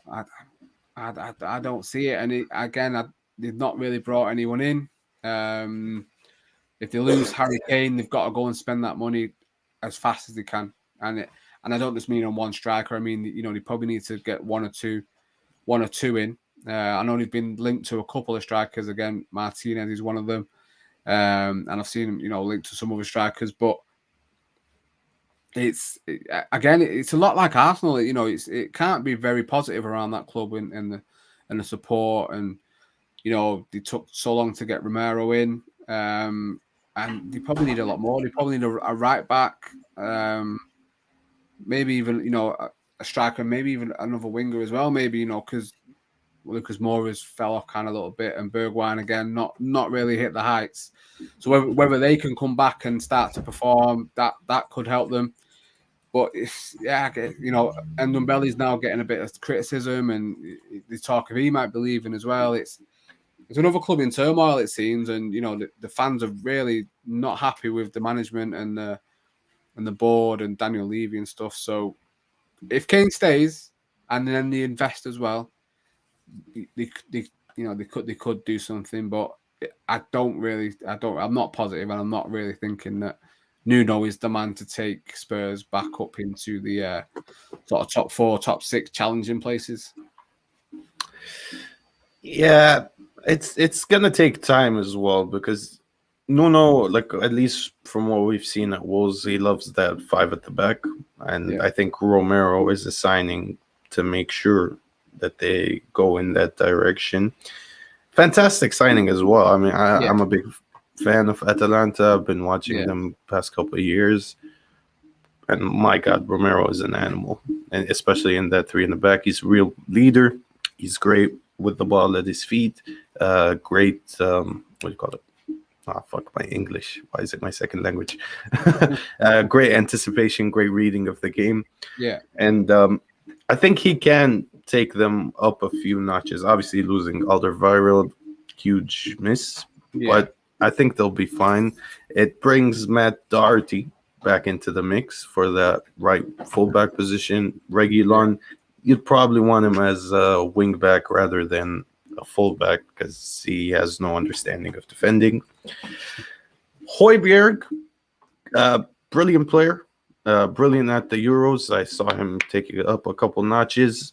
So really, it falls down on Son and what the other offensive players that play with him can do. Yeah. And I don't know. I don't see Lucas Moura as a world beater anymore.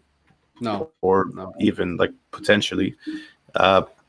Bergwijn, like you said, it's gonna take a lot for him to be a player that delivers for them, especially in this league. I haven't been that impressed. So a new signing is necessary. And it's probably in their best interest to get Harry Kane out of the club as soon as possible so that they can still have time to spend. But even then, where do they go to look to replace a guy like Harry Kane, somebody who's so influential? Well, apparently Aguero wants to leave Barcelona, so they could try and put a cheeky bid in for him. Never know. I mean, Aguero might not even be registered in time to play for Barcelona. That's it. That's a different story altogether, isn't it? But I mean, if you can get 100 and up to 150 million for Kane, you could spread that over maybe 2 or 3 players. Like I say, I know they've been looking at Martinez. He would be a good signing, but you would probably want to have him playing with someone who's probably gonna be more like a Kane. And there isn't many Kanes around, so it's slim pickings, and it's hard. It's hard for most teams really to find good quality forwards. I think we're quite lucky when you look at it, from the options that we actually have. Even though we look at it and we say sometimes it's not enough, but we are stacked up front, and got to be thankful for that. But Spurs, where would you go? It's tough. You could take a chance on Isaac, is it the Swedish striker from Sociedad? He could be worth a punt. It's probably going to break the bank. Young player, probably going to improve. New contract as well. Yeah, he impressed me in the Euros. Thought he played really well. So he might be worth a punt. He'd be a name on the list. But other than that, where do you really go? Who do you really look for? Jovic from Real Madrid. He's probably looking for a loan. Probably could give him a try. It's trying to find the sort of strikers. I know Andre Silva was a name that was getting banded around. Has he gone to Leipzig now? Yep. So again, really need to be in there quick for strikers. There's not many around, so you need to really get in there fast for any kind of signings. And Spurs they've always needed that second striker anyway, because always relied on Harry Kane, and the injuries have started creeping in a little bit for him. And when he's out of the team, they really do struggle for goals. Son carried them quite a lot, but you shouldn't be really be relying on one player to see you through, really. So it's hard to find them. I find number 9s these days, and from the couple of examples I've given, you probably should be listening and looking to take my advice, I guess. Do you think? I mean, there is a real lack of proper number 9s. Like, if you try to think in the world game, like most of the top center forwards, you'd probably still have Suarez, Cavani, and Lewandowski, as Benzema as well as the top number 9s, and they're all around 34 and up. Yeah. Do you think this is maybe? I don't want to say this, but Ronaldo, Messi, like their rise over the past 15 years, do you think it has pushed players to focus more on trying to mimic that? So the new players now, the up and coming exciting prospects, they're all wingers or inside forwards now, as opposed to just straight up number 9s. Yeah, I think the game's massively changed. I think there was a comment earlier. I think should Ollie play with a big man? Target men aren't a thing anymore, and the game's played more on the ground now. It's quick passing, breaking the lines and stuff like that. So it's more how you can play overall. There was, go back to when Pep first came to City, and there was talk of Aguero going because he wasn't the type of player that Pep liked. Aguero adapted his game and became that forward, and he thrived under Pep. So you have to be able to, to adapt yourself, and you can't just stick as one. I'm a number 9, and I'm just a fox in the box kind of thing, because it's not the game that we play anymore. And like you say, Martial wants to be a number 9, but is he a number 9? Probably not. Rashford's played there, probably not. We've probably only got Cavani and Greenwood, who you would class as maybe number 9s. Even Greenwood doesn't play there a lot. And like I say, you can't. You go around the world. There isn't that many anymore. Like I say, Suarez, Lewandowski, Cavani, Benzema. Probably put Haaland up there, although he can play a little bit different. Kane was always a number 9, but if you look at him last season, he's adapted his game, dropping back further, becoming more of a sort of a playmaker, spreading the ball out wide and playing other players in. So the big players are adapting the game to how the game is played now, and I don't think we do have those big target men anymore. Even say go back to Lukaku. Lukaku's changed his game a little bit. He's not a target man, so he's definitely died out. But maybe it's for the good of the game. I don't know. I don't know. I mean, yeah, I wouldn't want to watch like Burnley's style of play be the dominant style of play. So I guess it is an improvement to it's more aesthetically pleasing football. But I don't know, it does have, Route 1, it has a certain charm to it. Well, it can have its effects, yeah. All right, the best of the rest remaining fixtures. Let's see. So we've got obviously Chelsea taking on Crystal Palace. That should be a decent game. I'm excited to see how Patrick Vieira's team lines up with all the new signings, new style of play. Chelsea, I don't know if you caught the game yesterday. I saw little bits. Yeah, unfortunately, I wasn't able to watch it from the beginning. They looked really good up until the second half. Second Yeah. half, I would say Villarreal dominated for the majority of it. And then after scoring the goal, they kind of reverted back and let Chelsea attack them some more. Playing extra time and penalties could have a detrimental effect on this game. Probably too soon for Lukaku to start. Yeah, I'd say so. Yeah. But with him signing now, how do you see the Europeans champions' chance of winning the Premier League? I've seen a lot of people saying Lukaku's going to be the top scorer of the league, and I'm like, do people not remember what he was like in the Premier League against the Big Six? The only Big Six team he scored against for Manchester United was Chelsea. I don't, he's gone to Italy and he's done what he's done there, but I've seen videos of him playing the way he did for Manchester United, not being able to control the ball, stupid passes, not playing really well at all. So, this myth that he's going to come into the Premier League and absolutely tear it up is crazy to me. I think, he's going to a good team. Thomas Tuchel's getting them playing really, really well, and they are, European champions. You can't discount them for that and discredit them. And, they are probably going to push City a lot closer. But we have to obviously make sure we're there as well. But, they're probably at least second favourites for the title. So he's going into a great team, and he's got Havertz, he's got Werner, he's got Ziyech, Pulisic. He's got some good players around him who are probably going to help him get the goals. But saying he's going to come in and score 30 plus goals in the Premier League alone and be this and be that, I don't see it. I think he will. Again, it's one of those, he knows the league and stuff like that, but I don't see him being this amazing striker that people tend to think he's going to be. I disagree slightly with that. I don't know, especially like last season with Inter, he looked a completely different animal to what we saw at United, at least. Yeah. He looks much leaner than he was in the Premier League, much quicker. His touch has improved significantly. And he's added something extra mentality-wise. I don't know if it was like the Antonio Conte effect, but he's always been like a winner, I would say. Yes. Like he wants to win, he wants to lead.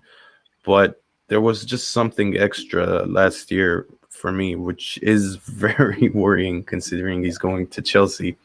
And I don't know, looking at the Chelsea team at the end of last season, I just felt if these guys sign a top striker that can complement Werner, they will be a big problem. And I think having someone like Lukaku to play off of, they can replicate what Lukaku did with Lautaro last season.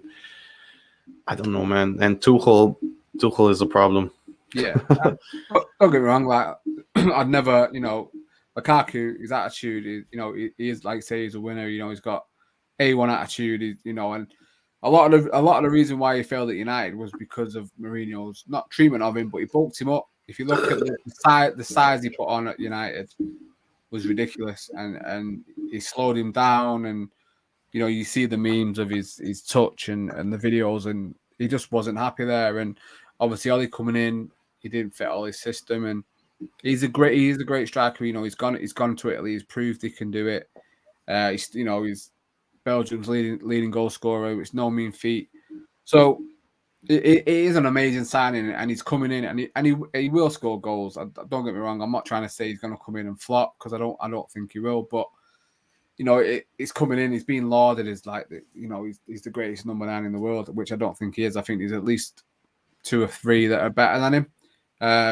And I would just, before giving him all this praise, I'm just kind of like holding back, mainly because I'm worried, because he probably will come and score 30 goals and they'll win the league or whatever. But yeah, I think it's a top signing, and he's a great player, and he will improve them massively. And if he comes in and he turns Werner into the Werner that was at in Germany, at Leipzig, and that, then that's only going to help him. And that's a worrying thing as well, because if Werner turns it on and he becomes that player that's been missing, they're going to be a massive problem for everyone. Agreed. And Havertz, I mean, his performance in the Champions League final was also very worrying because Yeah.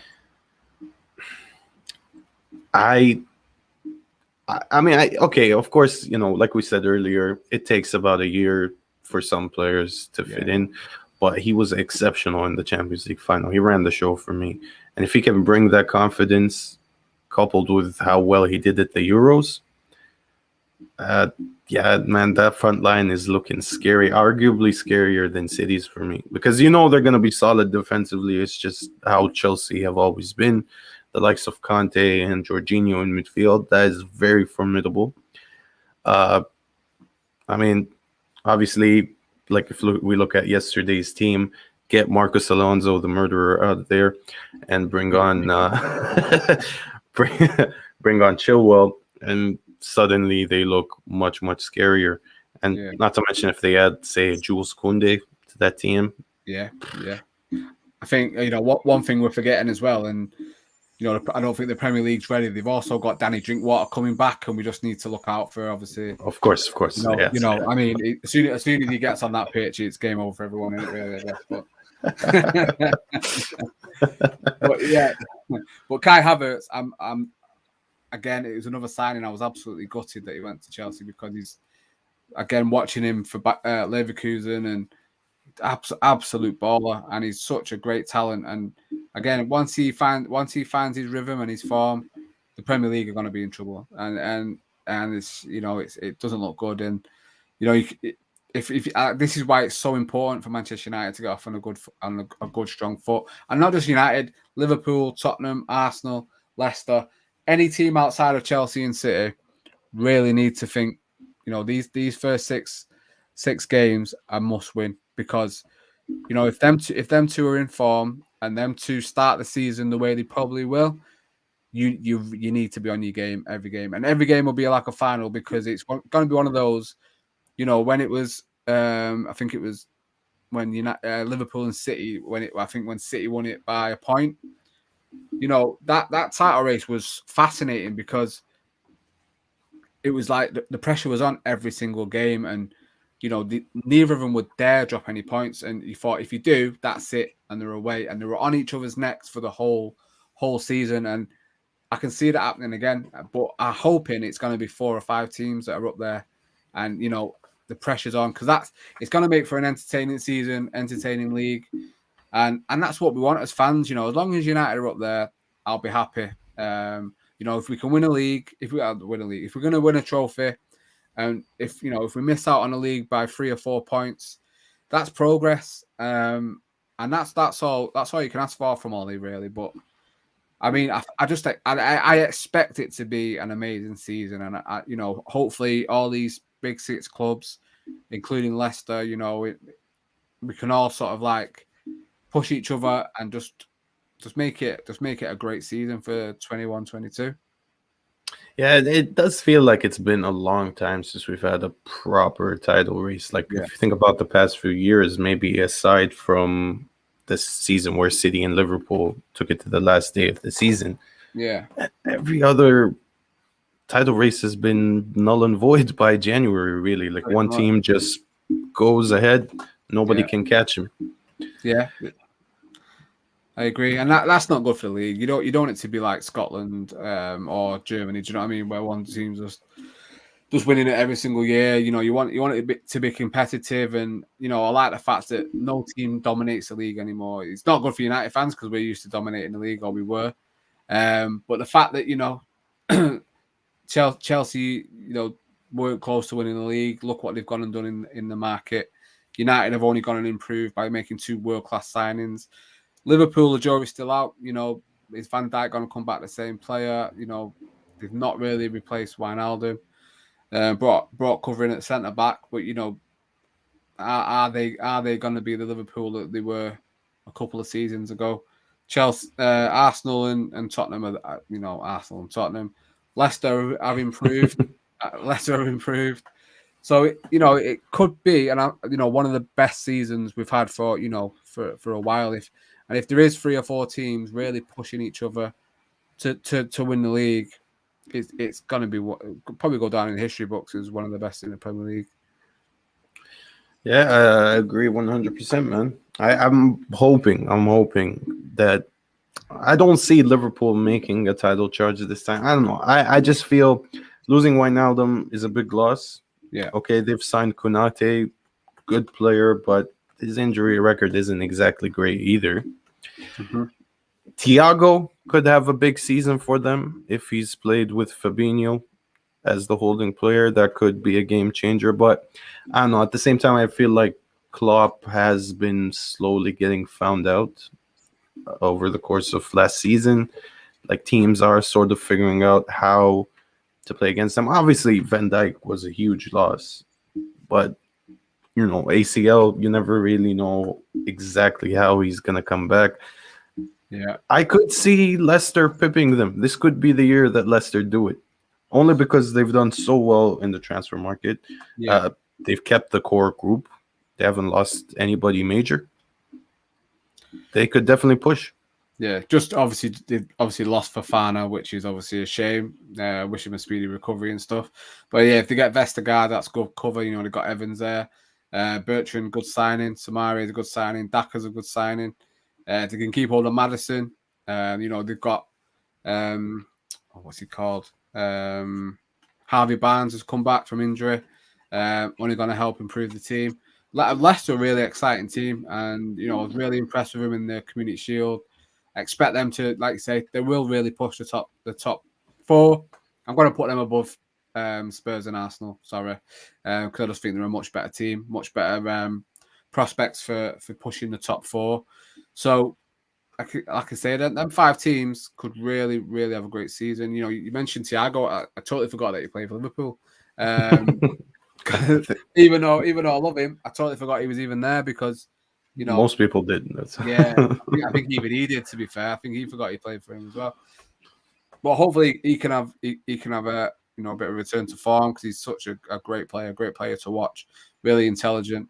Yeah, you know, you're just hoping all of them bring it. I know there's a comment there saying players will take it slow because the World Cup's in the summer, but it's not till the winter, so Yep. there's no reason. They may be tired, you know, the Euros a lot. Again, football's really been condensed, but I think if you look at, you know, United's performance against Everton, for instance, they're raring to go. You can see it, and Bruno has come out and he's saying, "I feel fresh." He's rested. He's had a good rest, and he you know, not many people are talking about him.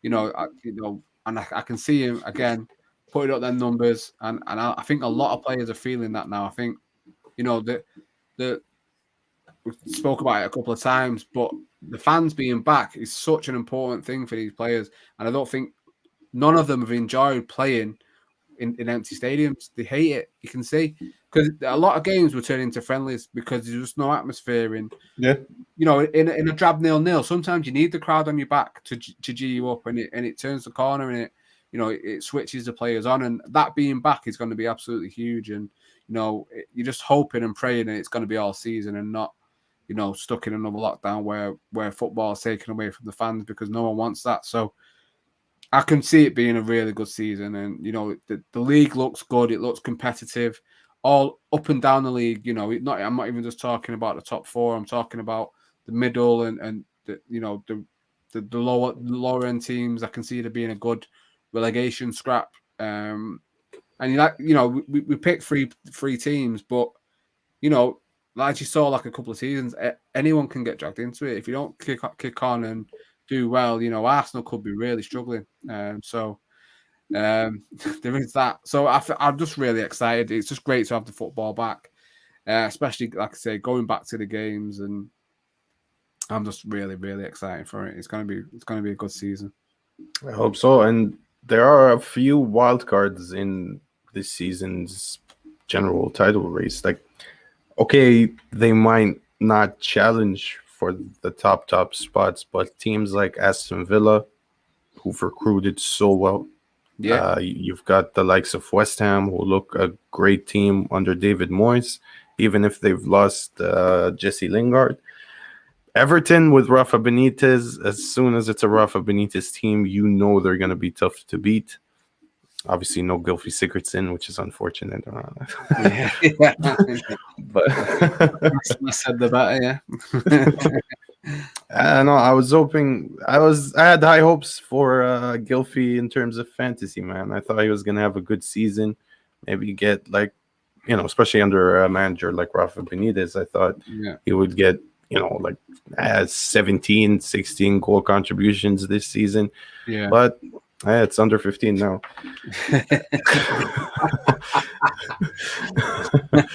And but West Ham also, like, okay, they've lost Jesse Lingard, but the fan factor I think could help resurrect Ben Rama for them. He is one of those players that you feel like he wants to entertain, and having a full stadium there could really push him on to do great things for this team, man.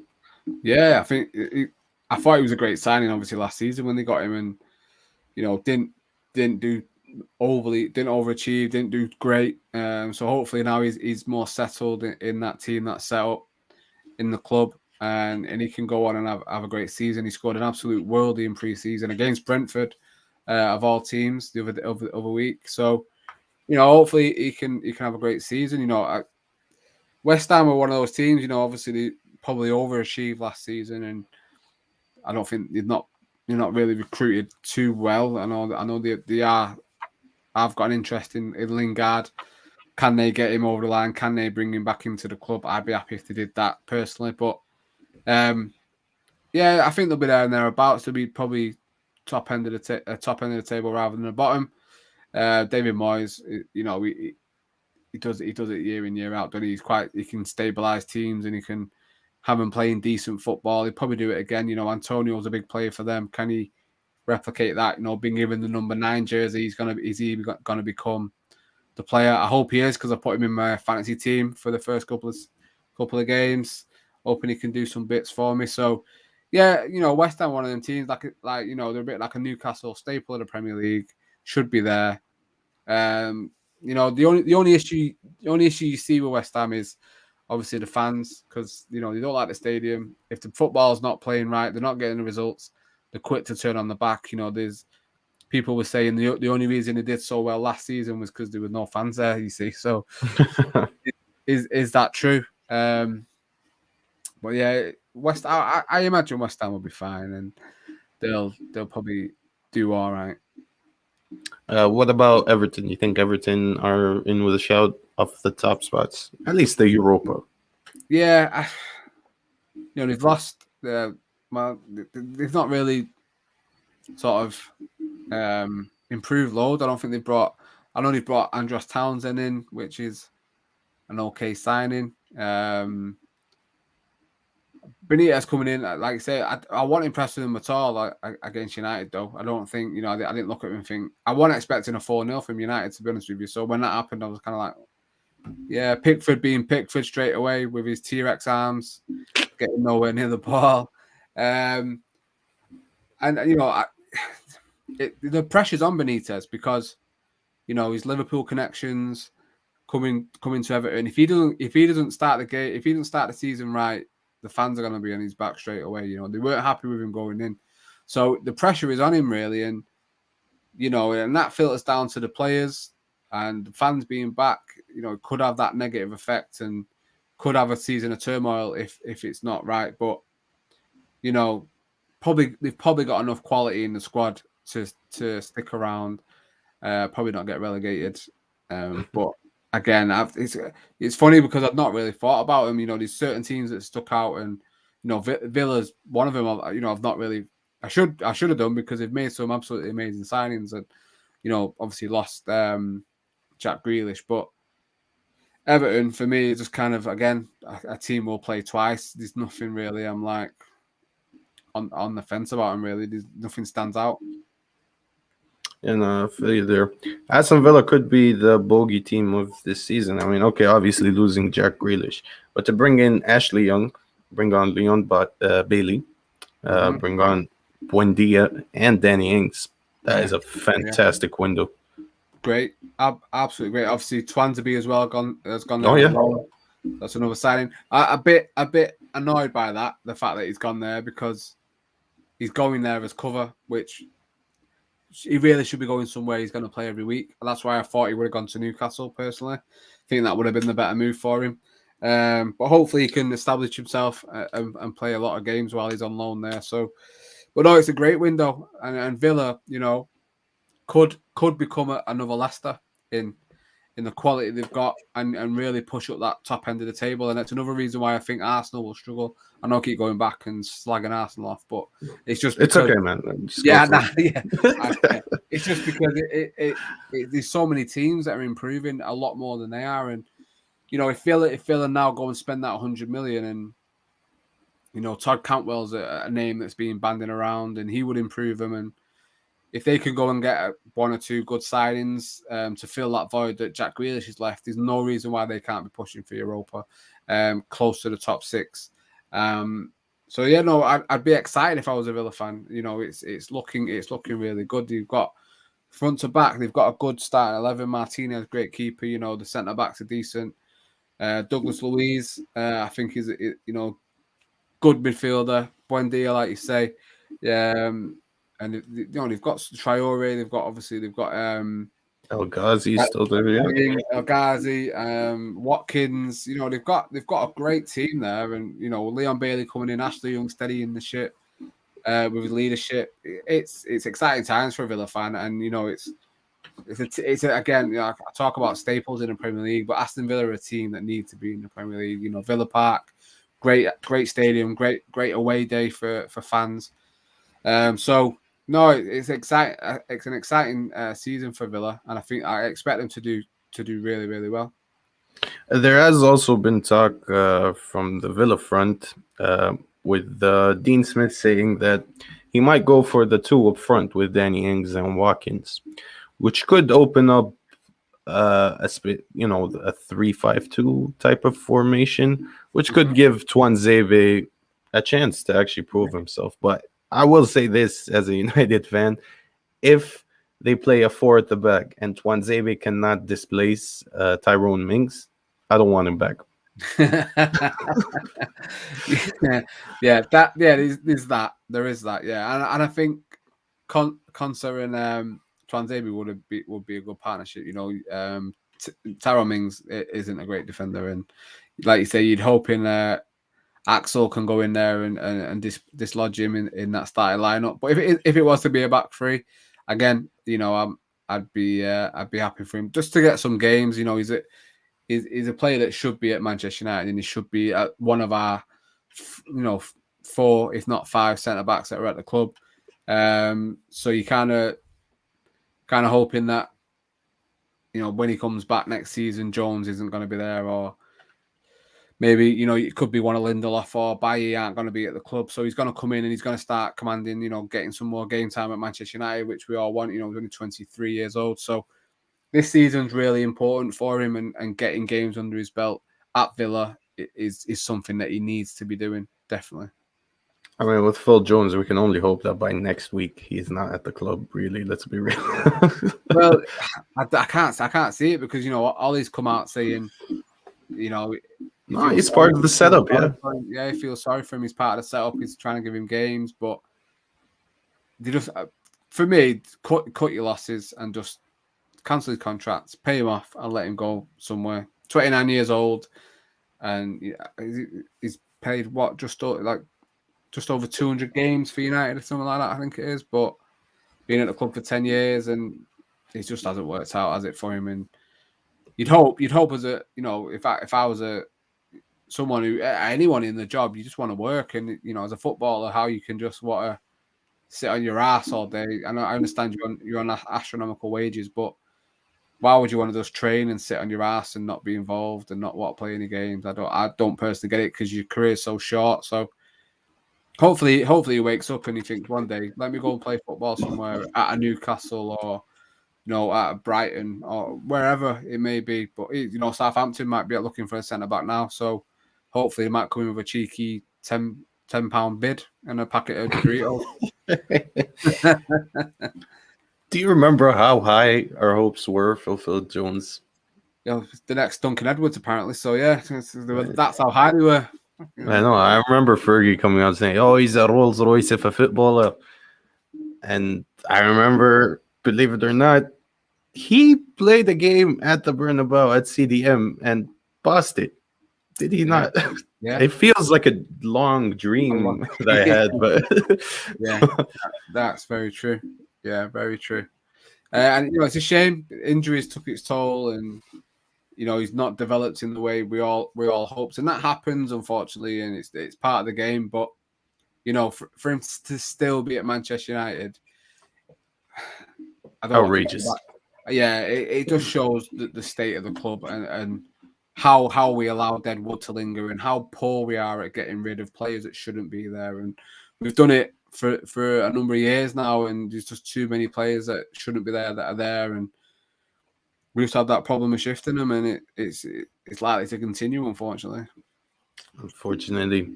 And finally, what games are you going to be focusing on this weekend? Obviously, aside from the obvious United Leeds game. Obviously, I will be there, so that's the game I'm looking forward to the most. But yeah, there's a few good games. I think the Leicester Wolves game will be good. The Spurs City game's obviously going to be a good game. Yeah, I think there's I'm looking forward to looking at Villa, and obviously the game tomorrow, kicking it all off. Brentford Arsenal will be a decent game, I think. Like I say, I'm tipping Brentford to win that one. I have that feeling too. I don't know. I think if you look at it like the newly promoted teams, Norwich and Norwich, Liverpool, Brentford, Arsenal. I think the home factor, fans coming back for the first Premier League game of the season. I don't know. The atmosphere is going to be rocking, and I think both teams could genuinely have a chance to capitalize on that. Yeah, Arsenal needs. Liverpool. I'm not going to talk about Arsenal again. That's all I talk about. I think I'm an Arsenal fan the way I talk about them so much. Yeah, Liverpool again. Yeah, they need to kick on and start the season really well, as I said earlier about the big teams. But it'd be interesting to see how they are, and if a lot of riding on Van Dijk, and is he going to be the same player? And I imagine he is. He's quality. Best defender in the world if you believe Liverpool fans. So, yeah, it'll be a good game. I'm hoping for a Norwich win, as you would imagine. But yeah, it'll be a great game, and I'm looking forward to watching. Hopefully, I'm personally gonna try and watch everything. Obviously, there's that block of games where it's all around the same time. Yeah. I'm just gonna be switching through them. I think mainly Leicester, Villa, and Chelsea games. Yeah, I think. Yeah. Otherwise, we're watching it all, so we will discuss it all next week. Aaron, thank you so much for coming on, man. Neez, I really appreciate it. Yeah, thank you so much for having me on. It's been a great discussion. It's been lively, and I've really enjoyed you inviting me on. Thank you very much, man. Hopefully, we'll see you again soon. Follow Aaron at Twitter. Would you like to plug your Twitter? Yeah. So my personal one is double A though, so double ATHO. Also, I'm part of Talking Kit, like I say. So we're on YouTube, Instagram, Twitter, at Talking Kit. So yeah, if you want to come and check us out, we obviously a podcast all about football kits. And give us a like, give us a subscribe, watch the episodes we've got up there so far. A lot more content to come. Neez, like I said before, mate, you're more than welcome to come on an episode. We'll arrange it, get you on, come and talk to us about some of your favorite kits and stuff like that. Get involved in the features, and yeah, we're three guys just starting out with a new sort of idea. And like I say, the feedback's been great. People seem to be warming to it. A lot of people interested in coming on. So no, I'm appreciative of you giving us a chance to come on, talk about it, and get us involved, and we'll just repay the favor 100%. Glad to come on, man. I love talking kits all day. Would you like to preview some of these? All right, look at this one of my favorites here. A little bit of. I've actually got the away one of that. The orange one. So they are class, man. Even these little details, little bat here. Valencia kits are some of the best. Absolutely amazing. The Beckham one, Obviously, I've got the Ronaldo one myself, just behind me there. Gotta have it. Same shirt. The back there, the Messi 31 obviously is very relevant at the minute. I don't think I didn't notice your Ronaldinho one, mate. Oh yeah. Don't think I didn't notice that. Absolute goal. Yeah, amazing. Yeah, I love the guy. This is the Champions League final as well with Arsenal. Oh, Arsenal, yeah, 2006. Great. Yeah, no, it looks like you'll fit right in on the show, mate. So yeah, we'll definitely get you on. 100%. Yeah, no, I'll try. I try to bring the whole collection on for you as well. Appreciate that. Right. Thank you very much, and thank you to everybody who tuned in. We will see you guys next week. Cool.